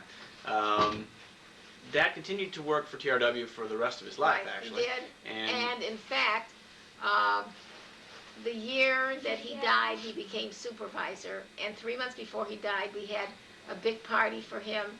And somebody had gotten a card, and it had supervisor on it with a little tag. I can't, a little ribbon on it, you know. And It had a little statuette, I think, too. no, it was just a little ribbon that about the boss and everything. And we made a real big deal out of it. And one of the girls at work gave him a cup that said slave driver. He was anything but a slave driver, but I have that cup to this day. I keep it at work, that I drink coffee out of it, and it's kind of very precious to me. And okay, let's fill the story in here a little bit, and then we'll flesh the rest of it out real quickly, and then go back to Uncle Lenny. Steve and I went to Mayfield Road Elementary School once we moved Right. here and finished school there. Then went to Mayfield Junior High School over on Som Center Road, right, and then continued and graduated, both of us, from Mayfield High School. Now, in 1961, right, another and third momentous occasion right. occurred Lori Beth Salomon was born right here in this house. right here in this Well, house. not precisely this house. Right, not in Oh, this house. In the we were born. I was born in St. Luke's At St. Luke's. Hospital in Cleveland. Right, you were all born at St. Luke's Okay. Hospital. I wasn't sure if that Because was Dr. Burkhans was the obstetrician, okay. and he went to St. Luke's Hospital. Okay. And actually, Dr. Burkhans didn't, he didn't deliver Steve because Dr. Jordan delivered Steve because Dr. Burkhans was out of the country and Steve was born a week early. And Dr. Burkhans expected to be back to deliver Steve, but Steve There didn't. was something wrong at the docs. They were No, it was that Steve was born early. Steve was born almost a week early. He was in a big hurry to get into this world, so Dr. Very good. Burkhans didn't deliver him. Dr. Jordan delivered him. So now Lori was born in St. Luke's on Hospital. April 16th, April 16th, 1961. Okay. And we were very delighted because we certainly wanted a girl after 2 boys. And I remember when I came home from the hospital that you and Steve had put up a banner, "Welcome home, Mom and Lori." We have a picture, I think. And in fact, do you remember where we were when you came home? You were down the corner. You had come down to the corner. We walked You down to Mayfield. You walked down and to the waited for- corner. You were really excited, and Right. we came home with the baby. And there wasn't any kind of sibling rivalry with you guys because you were just real excited about having a baby sister. At that time. At that time. Yes, there was really never any sibling rivalry between my brother and myself that I can ever recall. No, Pretty not much. really. Just because you just about killed Never. him every night, and we're always wrestling. I mean, but we won't talk about No. that. That's for Gary and Steve's tape. Right, that's when Yeah. we'll talk about our stuff. Yes. That's when we get to the big time wrestling tape, we'll move over to that stuff. Okay, let's. Okay. So Lori also went to Mayfield Road Elementary School That's right. and Mayfield Junior High School, It's going to hurt him. and graduated from Mayfield High School. And I graduated in 1976, and Steve in 1978, and Lori No, I think he graduated in 79. 79 maybe he was because he Right. was born in October. Yeah, right. And then Lori graduated in Wait, she would have had her 10th. She graduated in 80. or was it 79? No, 79. 79. 79. No, She that can't did- be right. Yeah. Yes, that's it is right. 79. In 79 because Okay. they just had the 10th anniversary. Okay. So, Okay, it is so, and then I went on to go to Ohio State University Right. and became a pharmacist. We'll tell our stories at another time, really, Right. but we'll just flush out here. Okay. And Steve Steve, went to Kent State. Kent State, he sells insurance. Insurance. And I married Marilyn Mayer and have two children, M-A-Y-E-R? M-A-Y-E-R. I thought so. So, two children, Mark and Stephanie. Steve married Married Claire Claire Hobart. Hobart and They has two children. sons, two boys. Boys, Michael and, And Jacob. Jacob. And Lori married Jeff. Jeffrey Hess, and now she's Lori Solomon Hess, and they has no children. Okay, so that's, we'll just leave that part right there. Dad passed away in 1972, 1972. right? So I was still in 1972. school. 17 years. Yeah, Right. May of 1972. May 22nd. 22nd. May 22nd, Yeah, I thought it 1972. was our first year. Our in dad college. It was passed away 71. May And My first year in college was 70. here and I here graduated high school in 70. No, it was 70 and 71, and Right. he died that. it was in spring. 72. It was in 72. Yeah. And this was the night, and I'll never forget the night. Is it kind of historic because you had called just maybe an hour or so before he died, and you didn't know what you wanted to. I was in school major. for nearly 2 Yeah. years You were in and school did and didn't know okay. I what- did well in school, but I didn't You know didn't what know I what you wanted to wanted do. to major in. And you It was a big called, problem. it was a Monday night, I'll never forget. It was a Monday night and you called and we were so excited. You had made up your mind. You wanted to be a pharmacist and you were going to go into pharmacy, and Dad was really, really excited. And then I think I had to call you back just a few hours later to tell you that Dad had died. Oh, God. Yeah. And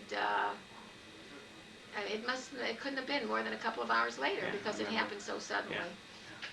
And that was May 20th. Had he been painting that day? He was painting, yes. He had been painting He was that painting, day, and I think he was overcome by the fumes, and I think that it Had must part have to do. triggered something. Although never he had, did. obviously, was ill for a number of He years, had had a been bad ill. heart, He and wanted to had a get previous out heart of the attack. window. He was diagnosed when he was 34 with coronary artery disease, and at 37 he had his first heart attack, and then he was 44. He was 37 when he had his first heart attack, and at 44 when he had his fatal heart attack. And Oh, he but had been diagnosed earlier with... he had coronary artery Coronary disease at artery. 34 and dieted and lost a little bit of weight, although he really wasn't. He was a very large man, but he really wasn't terribly I overweight. often wonder if he didn't paint that day, whether it was in Oh, Florida. yeah. But the Who paint, Pays- knows? Makes but no the difference to paint speculate at fumes, this you point. know, he did become ill Yeah. from the paint Yeah. fumes somehow or other, and he couldn't breathe, and it probably maybe It kind of didn't just help, for it sure. didn't For it sure. didn't help, yeah, and that Okay. was the day that he died. No, he wanted to get out, he couldn't get out. Had fast there enough. been heart disease in the Not that we know Oh, of. really? Huh. No, not No. that we know of. There had In been fact, longevity. both of his parents had Yeah. lived to be lived quite obviously. elderly. His mother died just a few months ago, so just a year ago now. Yeah. The amazing And- thing, he was in the Army and everything. So yeah, Yeah. well, his mother was 90, Grandma was 90. And Grandpa Jake was 96. 83. Grandpa Jake was 83, and Grandma Regina was 96, I Right, think. right. 97, And obviously I both think his she sisters was. also survived to quite an Yeah. elderly age at this point too. So. So there has been Okay. longevity in the family. I don't know that there was any But kind he of. got Let's out let's the let's window. move on though. Okay, I don't want to. We Yeah. need to finish the story because we have only limited amounts of paper. So, We left off years. Uncle Lenny and Well, years passed, and then you met a man after being a widow for Yeah. 5 years. 5 years. 5 years. And you met. I met Sam Barr, and I really had, Dad and I had really seen him, and I kind of knew who he was because he had a delicatessen in Mayfield Heights called Sam and Buddy's, and I remember Dad and I going into that store and buying some things. There was a bakery on the other side, and maybe buying a few things in the deli. And so that the first day when he came to the door, I thought, oh, for sure. I kind of thought I knew who he was, and I did indeed know who he was. And Did he own part of it? yes, he had owned the deli with Buddy Combe, Okay. and the name of the store was Sam and Buddy. And you had at that point then you dated for. I had dated several people on and off, but nothing serious, and I really didn't aspire to getting married particularly, although I was very lonely. And the single life certainly wasn't for me, and I wasn't a runaround. It was just a kind of a lonely life. And Sam came along, and he had a very good reputation for being a good person and a nice man, and he indeed was. And One thing led to another, and you did. And we did get So married, get married, like about 6 months later. We And got that married. was That was July 4th, 1976. 1976. Right? So it started off with a bang. It started Started off off on the with a 4th of bang. July. That's right. Yeah. Okay. And this at that point, this marriage no, produced. wait a minute. Wait a minute. It wasn't 1976. It was 1977. It was 1977. Okay, It 1977. was 1977. Okay. Now we And created kind of a put-together family so then at this we point. then became the Brady Bunch because then we had living in the house at the time. We had Mitchell Barr, who while we were courting developed. What did he get? He got chicken pox. And That's and I used to go over and bring oatmeal baths to him. Poor kid, he was itching to death.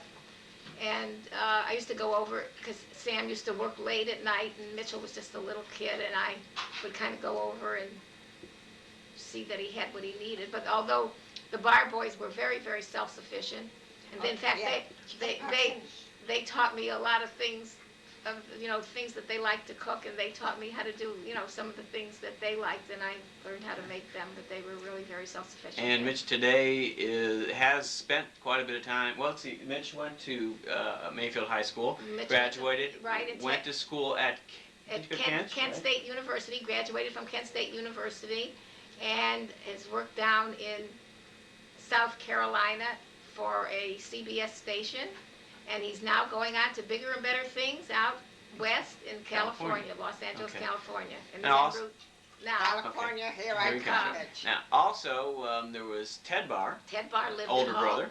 Yeah, Ted Barr lived at home. He graduated from high school while we were married, and he went to Oxford, Miami University of Oxford, graduated in business, and is now an up-and-coming businessman in Cleveland, Employed by. Wyman Case and Associates, doing very nicely, has a lovely wife, Cheryl, and a beautiful baby, Adam, who's going to be 3 years old in January. And Cheryl's maiden name is. And Cheryl's maiden name is Kenish. She was Cheryl Kenish. Okay. And they met she also went to Miami of Oxford, but she was from Cleveland, and they met there, and then they married, I think about 7 years ago. And one older son, And Jeffrey. one older son, Jeffrey, who is in New York, and he's working for United Nations, I believe. Okay. And he went to school in Marietta, Ohio, graduated from Marietta, Ohio. Okay. And After the marriage, you moved into this house, right, 1307. we moved into 1307. Sam lived down the street right, here. Sam lived about 7 houses down the street, across the street. He sold his house, and we added 2 bedrooms and a bathroom onto the house at 1307 Orchard Heights. And then the 2 younger Bar boys and the 2 younger Solomon children. We all lived together at 1307 Orchard Heights Drive. Like the old family that Like lived in the the old chute. right, like the Brady Bunch, but we didn't have Alice to clean up after us. We had to do everything ourselves. Okay. I think that does that pretty much take care of the story from this side. Let's move back into time. Let's pick the story up. We had I'm so sleepy. we had Grandma sleeping. I mean, Grandma telling the story of Uncle Lenny and going to college. Uncle Lenny told about the story of going to college, and then drafted into the service in 1950. Was that the correct date? September 1st, September 1950. 1950, and the story of the newspaper clipping about these boys, the first from Akron, going off to see action in Korea. Okay, now let's talk about your military service and to pick it up from there, Uncle. And Well, in truth, as I said, I learned about, I got a terrible shock about being awakened at 3 o'clock in the morning for KP that I thought I was having a bad dream. That was my first initiation. And then, of course, the second, where 52 men were shipped to this elusive company I mentioned previously that at Fort Campbell, Kentucky, which they had never heard of. And so while they were searching out where this group of men was supposed to be, and they were being marked AWOL, I learned, we were put on various and sundry kind of chores, like picking up litter around the post for a week or two, and suddenly we heard, amidst rumors of us being located down in Texas, we were reshipped to the company, which was the proper company, at Fort Lee, Virginia, where the WACs were assigned at that time. And we used to kid them all the time in marching in formation with WAC cadence, like 1, 2, 3, whee! And which I'm sure they appreciated. And I got a job as I said, it was a reclamation after we had our 6 weeks of basic, doing all those kind of tasks in combat, going under combat course and everything. I got a job repairing combat shoes in a tent because it was a reclamation and maintenance company. And then I had a sergeant, First Sergeant Bishop, and he was saying, you know, you got a BA in psych. He says, what are you doing in an outfit like this? And I says, I don't know. I was assigned here. I don't know what to do. And I was able to learn the ropes a little bit and temporarily get assigned to battalion personnel working in the office. And this First Sergeant Bishop said, why don't you go down? You got a BA in psych. Why don't you go down to the mental health hygiene clinic and see whether they can be helpful? Because he had gone through the 201 files, which were personnel files, and he'd seen that I had the psych degree. To make a long story short, I went down to see this major at mental health clinic, and he says, he says, I'm getting a visit from the Surgeon General right now in a week, and he says, I'll talk to him about you. What happened then, while I was working in battalion personnel, they filed a request with my consent to be transferred to the Medical Field Service School and to be trained as a social work technician. And a month passed by, and I didn't hear anything. I thought it was a lost cause.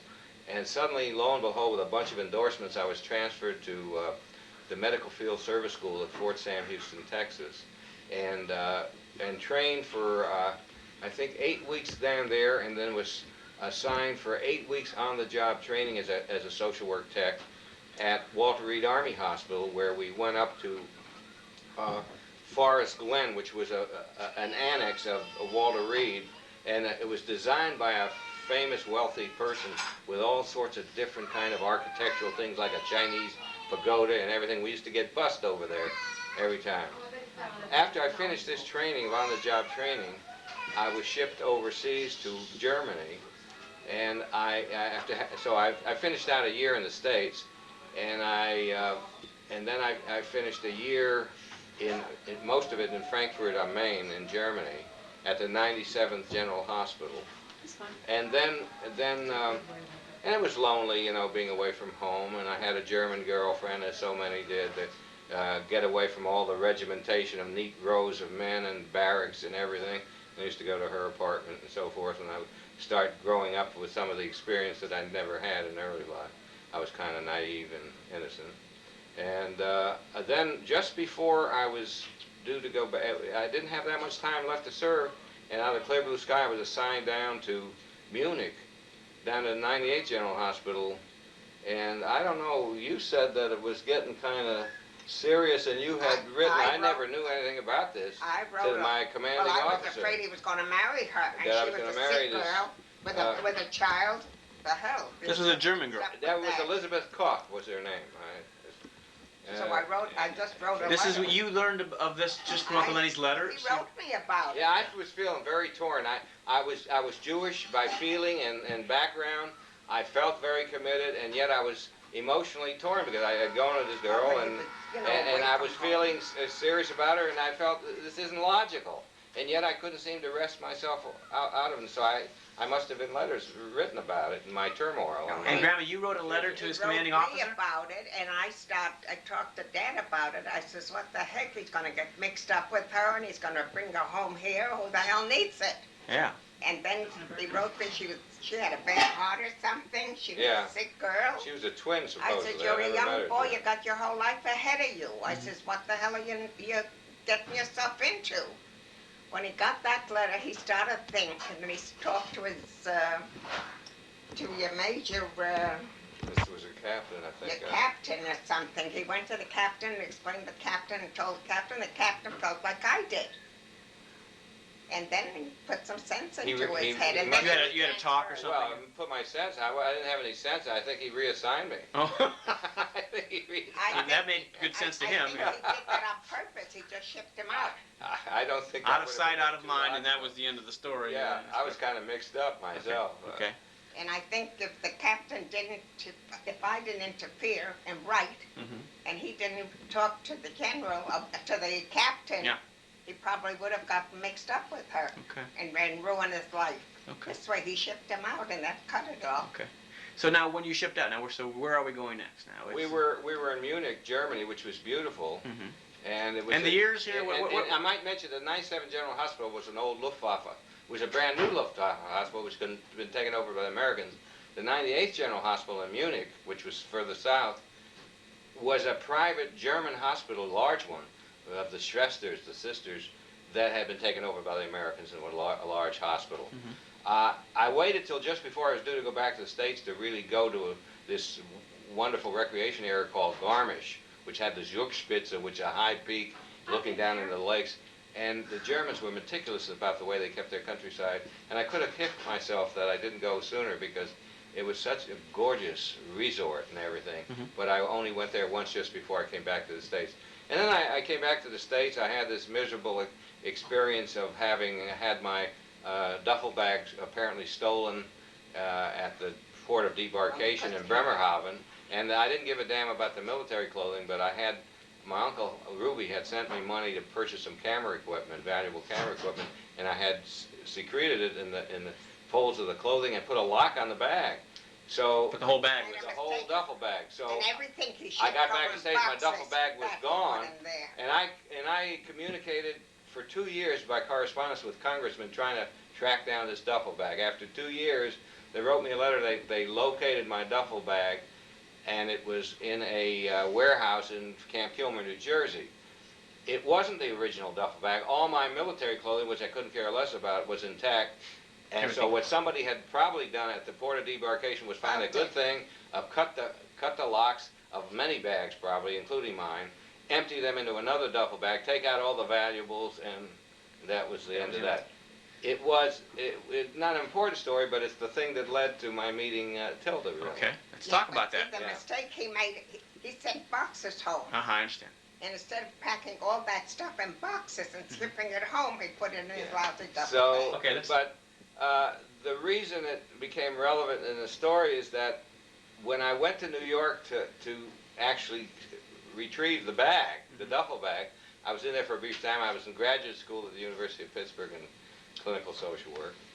And while there, my cousin Iris, who was a girlfriend of Tilda's, going to Hunter College, she was a classmate of hers, I saw my cousin Iris, and she suggested a blind date. Well, I wasn't interested in the blind date, and Tilda wasn't interested in the blind date. But after some conversation, we both agreed reluctantly to go out with You one were in New another. York, to I do was in this. New York on a trip to retrieve And my Hunter duffel bag. College, this is where Aunt Tilda Oh, New was? Brunswick She was at Hunter College. Is this in New York? In New York Okay, City, yeah. okay. New Brunswick York. is New Jersey, and it's just a little And way so from New I York. kind of, I was kind This of. was Tilda Finzi. This was Tilda Finzi, Okay, right? okay. And her parents had escaped from Yugoslavia, and they had been. My father-in-law had been had been in business in Yugoslavia and split and in textiles and fairly well off, as was his brother, who was even much wealthier. They owned property and apartment buildings. And they all lived in New York. And and there's a story that'll come out later about this uncle of Tilda's, Beppo, and his wife. Let's not forget that. Let's go back now. So your cousin Iris Introduced set up us. a blind date, and you because were I had been in Europe and sort of was a soft touch in terms of European gals, even though she didn't think, she thought I was disappointed in seeing her. I kind of was struck, and she was interesting, and we communicated. I corresponded while I was in college. And so then, you had the one blind date in New York. yeah, and then we corresponded, and then she came to Pittsburgh to see me, and she dressed all up to have an exclusive date. And stupid me, I took her out to a miniature golf course. Sounds Which like a she member never, of- she always remembers.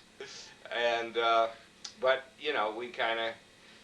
Then there was a point at which the family met, and they gave their approval. And Well, now you must not have had too many opportunities to date her still living in New York and you living in Pittsburgh, no, really. right? It's just, and she had been on she had broken up with another guy that she was going with at the time. So, and here was this big American. I used to be when I visited her, I was closely supervised because here was this American, and right on the first date, I think I kissed her and all that kind of stuff, and the family was sort of taken aback. And even Iris, my cousin Iris, on one night that we went out, we were walking along Riverside Drive, and Iris sort of chaperoned us, sat on a bench at night knitting while we sat on the other bunch making love. Yeah. And These GIs, can't trust them. can't trust them a bit. And yeah, Mom. And then her name was Finzi. That's what we Right. just said. Right. Okay. And So I said to you, why don't you bring me home a Talaka? I thought she was Italian. Which in yeah, fact, and I really didn't know too much about Sephardic Jews at that time. And it was kind of interesting and appealing. Okay, so but they were of course, the Sephardic Jews were, as distinct from the Ashkenazi Eastern Europeans, were originally migrated from probably Spain, and they knew little about Yiddish, but their tongue was Ladino. And anyway, to make a long story short, we corresponded. I pinned her. I even hurt my parents because I went to Nat Elson to get the engagement ring down the road. Never told them about it, and it was a friend of theirs, What? and had them learn about it secondhand without having told them, which was not smart. But anyway, we did. Then I was a poor boy in college, and my grandmother, Saratoga, on my father's side, had watched this bride and groom program. She said, "Why don't you get married at bride and groom?" So one night I was up not wanting to do much homework in Pittsburgh Wasn't your there. grandmother, it was your mother. Well, my mother, my grandmother, whoever. Grandmother And- didn't know anything about this. Well, she had watched it. So anyway, we had, I sent away, and the very nature of the story, it wasn't that I was a writer. I went in search of a duffel bag and instead found a wife kind of thing, where it was appealing. It was interesting story. It was an interesting story, and while I was in college, they notified we'd been accepted to appear on Bride and Groom. And at that time, the family, they were wanting to back out because they said, oh, don't want to go through that commercialism and all that kind of stuff. But one thing led to another. We went ahead with the plans. And then we had our own plans for reception in a hall. I forget what the name of the hall was at this point. On And a Thursday night, I remember. and we did get married on Bride and Groom. Still have the video, the movie of the 60mm sound film of it, and got a bunch of gifts. And got a honeymoon up in New York at where? His dean didn't want him to get married. Where did I have my honeymoon? at remember. Grossinger's. Oh, Grossinger's, huh? But I had to postpone it for 6 months because I was in the midst of school, and I wrote and asked them if I could postpone it, and they said yes. So I had a belated honeymoon 6 months after Now, graduation. what was the date of your marriage? June of 1954. Okay. January. What am I talking about? January 14th, Okay. 1954. That's right. You're gonna have a. January 14th, 1954. Very good. Okay, so then you had a delayed honeymoon in any Had a case. delayed honeymoon. They provided the car. At one time, they were giving cars in addition to the other gifts. They only loaned us a brand new Pontiac at that time, and we had a great time. Okay. And then Now so at this point you had graduated then, right? You graduated and then had your honeymoon. Is that? I graduated and then had my honeymoon Now- 6 months later. Oh, you're right. Now the degree here from this was what university? The University of Pittsburgh. I had an MSW, a Master's in Social Work. Okay. then when we met, I couldn't speak Yugoslav or they spoke Hebrew. They couldn't speak English, so we had to have an interpreter. Because they didn't speak English. Yeah, the family didn't speak The in-laws. English. Yeah, at that time. Yeah. Didn't speak No, too well. then- She spoke both Yugoslavian and Spanish Then I and invited Italian. them. They came in and Uh, I had a dinner for them. But then her uncle, an interesting sidelight is her uncle, my father-in-law was an ardent Zionist and was very knowledgeable in Hebrew and everything, and was, when he visited later on in Atlanta, he was very quickly respected at the synagogue because apparently he was very knowledgeable. The uncle, Bipo so-called, and his wife, it was sort of a sad tale. They came from Yugoslavia also. They had a daughter who was a little older than Tilda, also named Tilda. And same name? she got killed fighting with the partisans in Yugoslavia. And this her uncle Bipo, by contrast, they were living almost an existence. They were so depressed by the event. Life never really took hold for them in America, as contrasted with my father-in-law. That was vital and enthusiastic and everything, because they were just devastated by the death of their only Their daughter only that was in child. her name. In fact, Tito's partisans rescued Tilda's family, because when they heard that the Nazis were coming in to replace the Italian occupation, the Italians weren't so anti-Semitic and didn't treat them so bad. But when they heard about the Nazi occupation replacing the Italians, they, instead of going back for all their material possessions, my father-in-law was pretty smart, they fled to the hills. And they took what they had on their back and a few blankets. And Tito's partisans met him up in the mountains, and he was too old to fight, so they evacuated them around the mountains back to the Adriatic, and then by small boat they went from island to island hopping until they got to Italy. Well, he couldn't get a work permit to survive in Italy, so he worked on the black market selling gold. And for 6 years, until they had enough money to come to the States, to New York. Interesting story. Yeah. But they came through the Now Hayats anyhow. The Let's Hayats move along here now. So okay, you were married, you had graduated. Now where do we go from here? You and Aunt Tilda. Did you go to Denver? Didn't you go to? Yeah, we were in Denver. Is that where you went from? I was, I was placed, I worked at the field in Pittsburgh as part of my field placements at the Non-Sectarian Family Agency, then at the medical setting of the VA hospital, Aspinwall, and You bought a house? yeah, but that's after, and while I was, and then I graduated, and we got married, and let's see, I'm trying to think, did we live in Pittsburgh first or Denver? We went to... You lived in Pittsburgh and then you went to Yeah, Denver. okay. I lived in Pittsburgh, I worked at the VA regional office as a social worker, and then I worked at a brand new psychiatric facility, VA Leach Farm. And then we bought our first house, which was a very modest 900 square feet kind of house, out in a brand new development off of Route 22 or 30 called Eastmont, which was near where my Uncle Bert and Aunt Ribby lived. They had bought a little larger home there. We lived there, and things were fine. And then from there you went. From there, I had a supervisor, Ruth Glick, who said, Leonard, you got a Jewish soul. She says, why don't you would you want to consider getting into the Jewish social work field? That year they were having, the National Jewish Conference was in Pittsburgh, and I met up with a guy, Gil Kahn, who was their personnel associate, and he says, well, there's an opening out in Denver, but not in clinical social work, but in community organization. And make a long story short, I wound up there, didn't like fundraising, which it entailed, learned a great deal that helped me get my other job. Also, this director went through a lot of assistance, and really, in effect, I was let go. Mm-hmm. I was let go without a job, and after about 9 months. So you were in Denver for... I was in Denver for a little less than a year. Before we get too far here now, let's go back about your children. Now, when was Debbie born? And where? Debbie was born in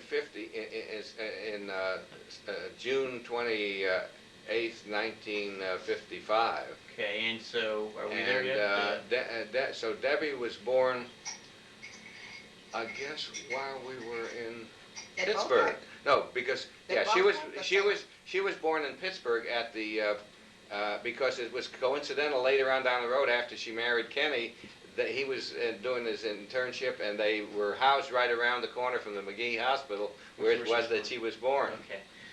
Go ahead, let's pick the story back up. So you were in Denver, and you had the problems with the job, and then you had to make another decision. And Yeah, so what and I happened? put my folder, to open up my file for consideration of a job in social work itself, because I wanted really to get with family agency working. And there was an opening in Atlanta, Georgia, and they referred my file there, and they were interested, and they flew me down there. And I didn't know much about the South in Atlanta, Georgia, but to make a long story short, amid many reservations, because the only Southerners I had met were the rednecks in the service, I accepted a job as Director of Casework Services in Atlanta, and working under Ed Kahn, who was a militant kind of tyrant, autocrat, really, but a bright man, and really ran the community with a tight fist. And it was tough working under him, but I survived it, and down the road, in fact, I met with his good graces before he died, where he gave me a complete Encyclopedia Britannica inscribed with, "You finally made it," and I became ultimately the executive director of Which is what he was, right? but of the he was executive director overall of the Federation, the family agency, but I was able to separate out the family agency down the road and became executive director, and where I served, for 28 years and retired then about a year and a half ago, which was about 88. The year that you moved to Atlanta was? Was October 1st, 1960. I started on the job there. Okay, now Sandy was born 3 years to the day, June 28th. 28, 1958. Okay, so you were Good still... planning, right? Exactly. Now, so you were still in Pittsburgh again. Sandy was born in Pittsburgh as She well. was born in Pittsburgh too, I guess. Yeah. Yeah, because we didn't. Yeah, she had to be. And then Naomi? Naomi was born in Atlanta on September 27, 1968. 68. Okay, fine. Now let's go back to 60. Wait a minute. 68 or 65? 68 would make her 20. No, she's 27. She's not 27. She's about 23. Yeah. I think it according to the article. Huh? She's 24 23. according to the article. 24. So that was 65. Okay. 65. Correction. Yeah. Okay. 65. Let's, Thank you. Let's fill out the rest of the family there, then we'll go back, and because we're getting close to the end of the taper. Debbie went to school, grade school, and in Pittsburgh, then, right? And then she would have gone to high school. Then she went to high school, to elementary school, actually. She went to Kittredge, and then Briarcliff High School. Okay, and Sandy? And Sandy, same Oh, thing. same And it was a thing. good school at that time. In fact, we located in our first house. I used to go out looking after I dropped the kids out of Hebrew school, in the afternoon Hebrew school, and went looking, and we finally found this house. and we liked it, and it was in a good school system, and that's why we That's the house you were talking that's about earlier. that's where we still live after this many years. And Naomi went to school. Could you remember the name of her schools? Or? Yeah, Kittredge, and Briarcliff. Briarcliff was turning bad at that time, but she just made it in terms of still having some quality for the South, you know. Now, Debbie went after graduating high school. She went to college in St. Louis. She went to Washington University. And what did she For a study? period of that, I don't know. She was in General Arts College, I think, and then she transferred down to Florida in University of what's the school, right? The University of Miami, not the University of Miami, University of Florida. I'm trying to think. Gainesville, Florida. Okay.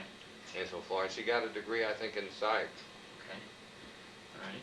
And then was it after graduation that she met Kenny? Can you give me the? Yeah, it was after graduation. She was going with several guys. She was a little shy, but she was the kind of gal that never bragged very much. She had her own goals, and she did well in school.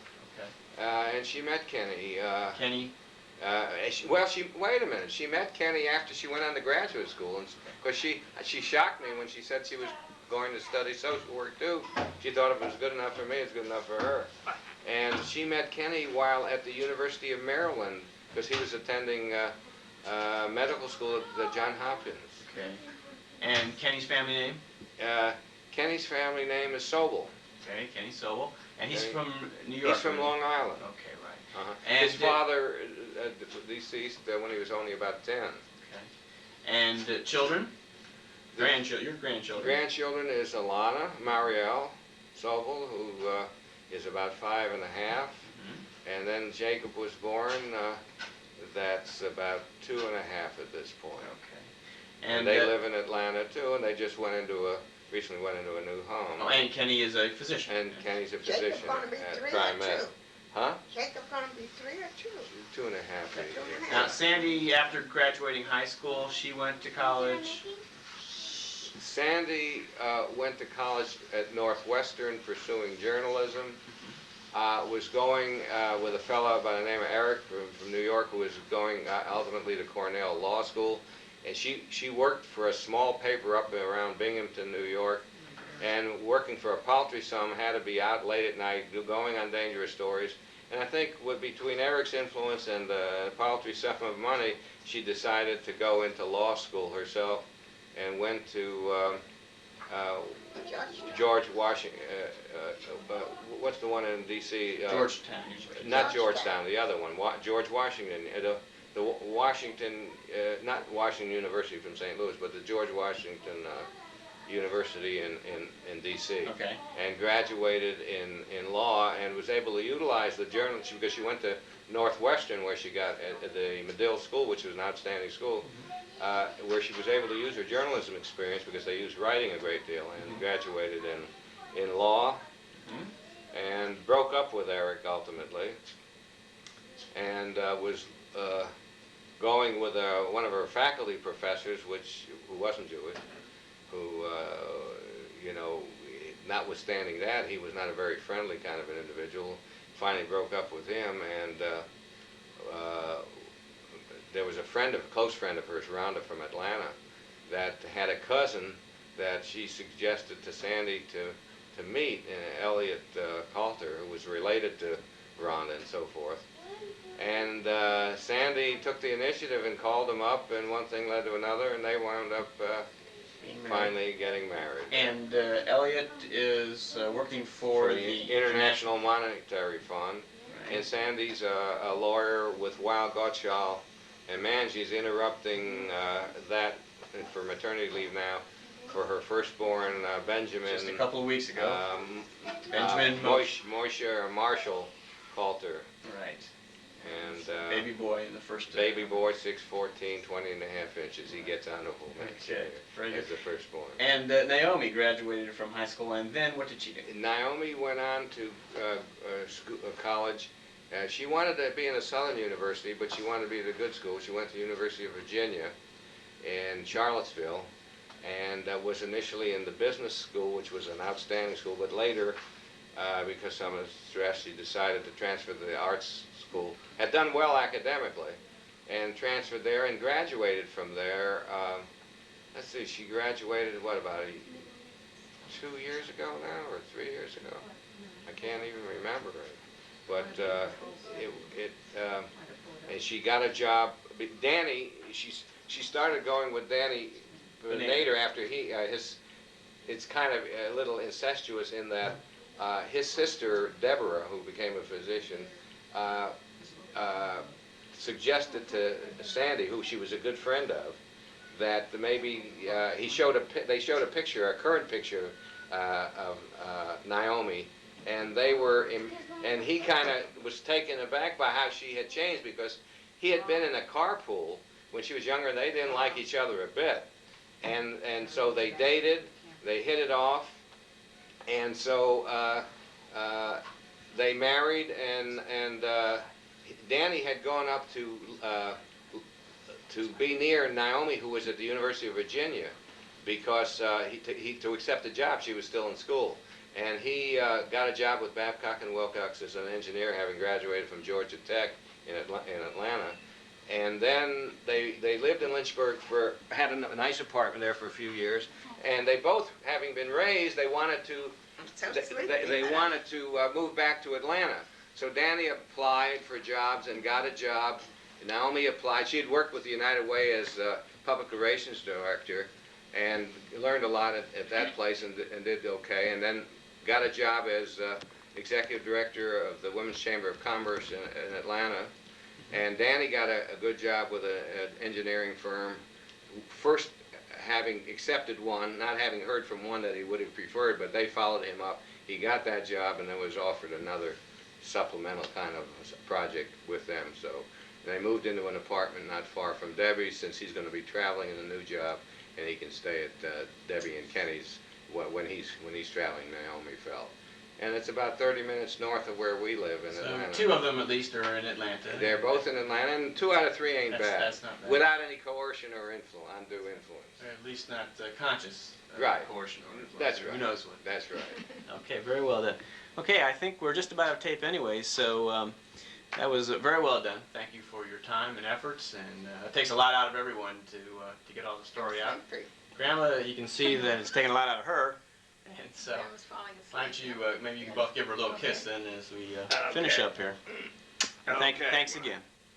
Okay. I want you to know I love you, even though I try to shut you up once in a while when you can let somebody else talk.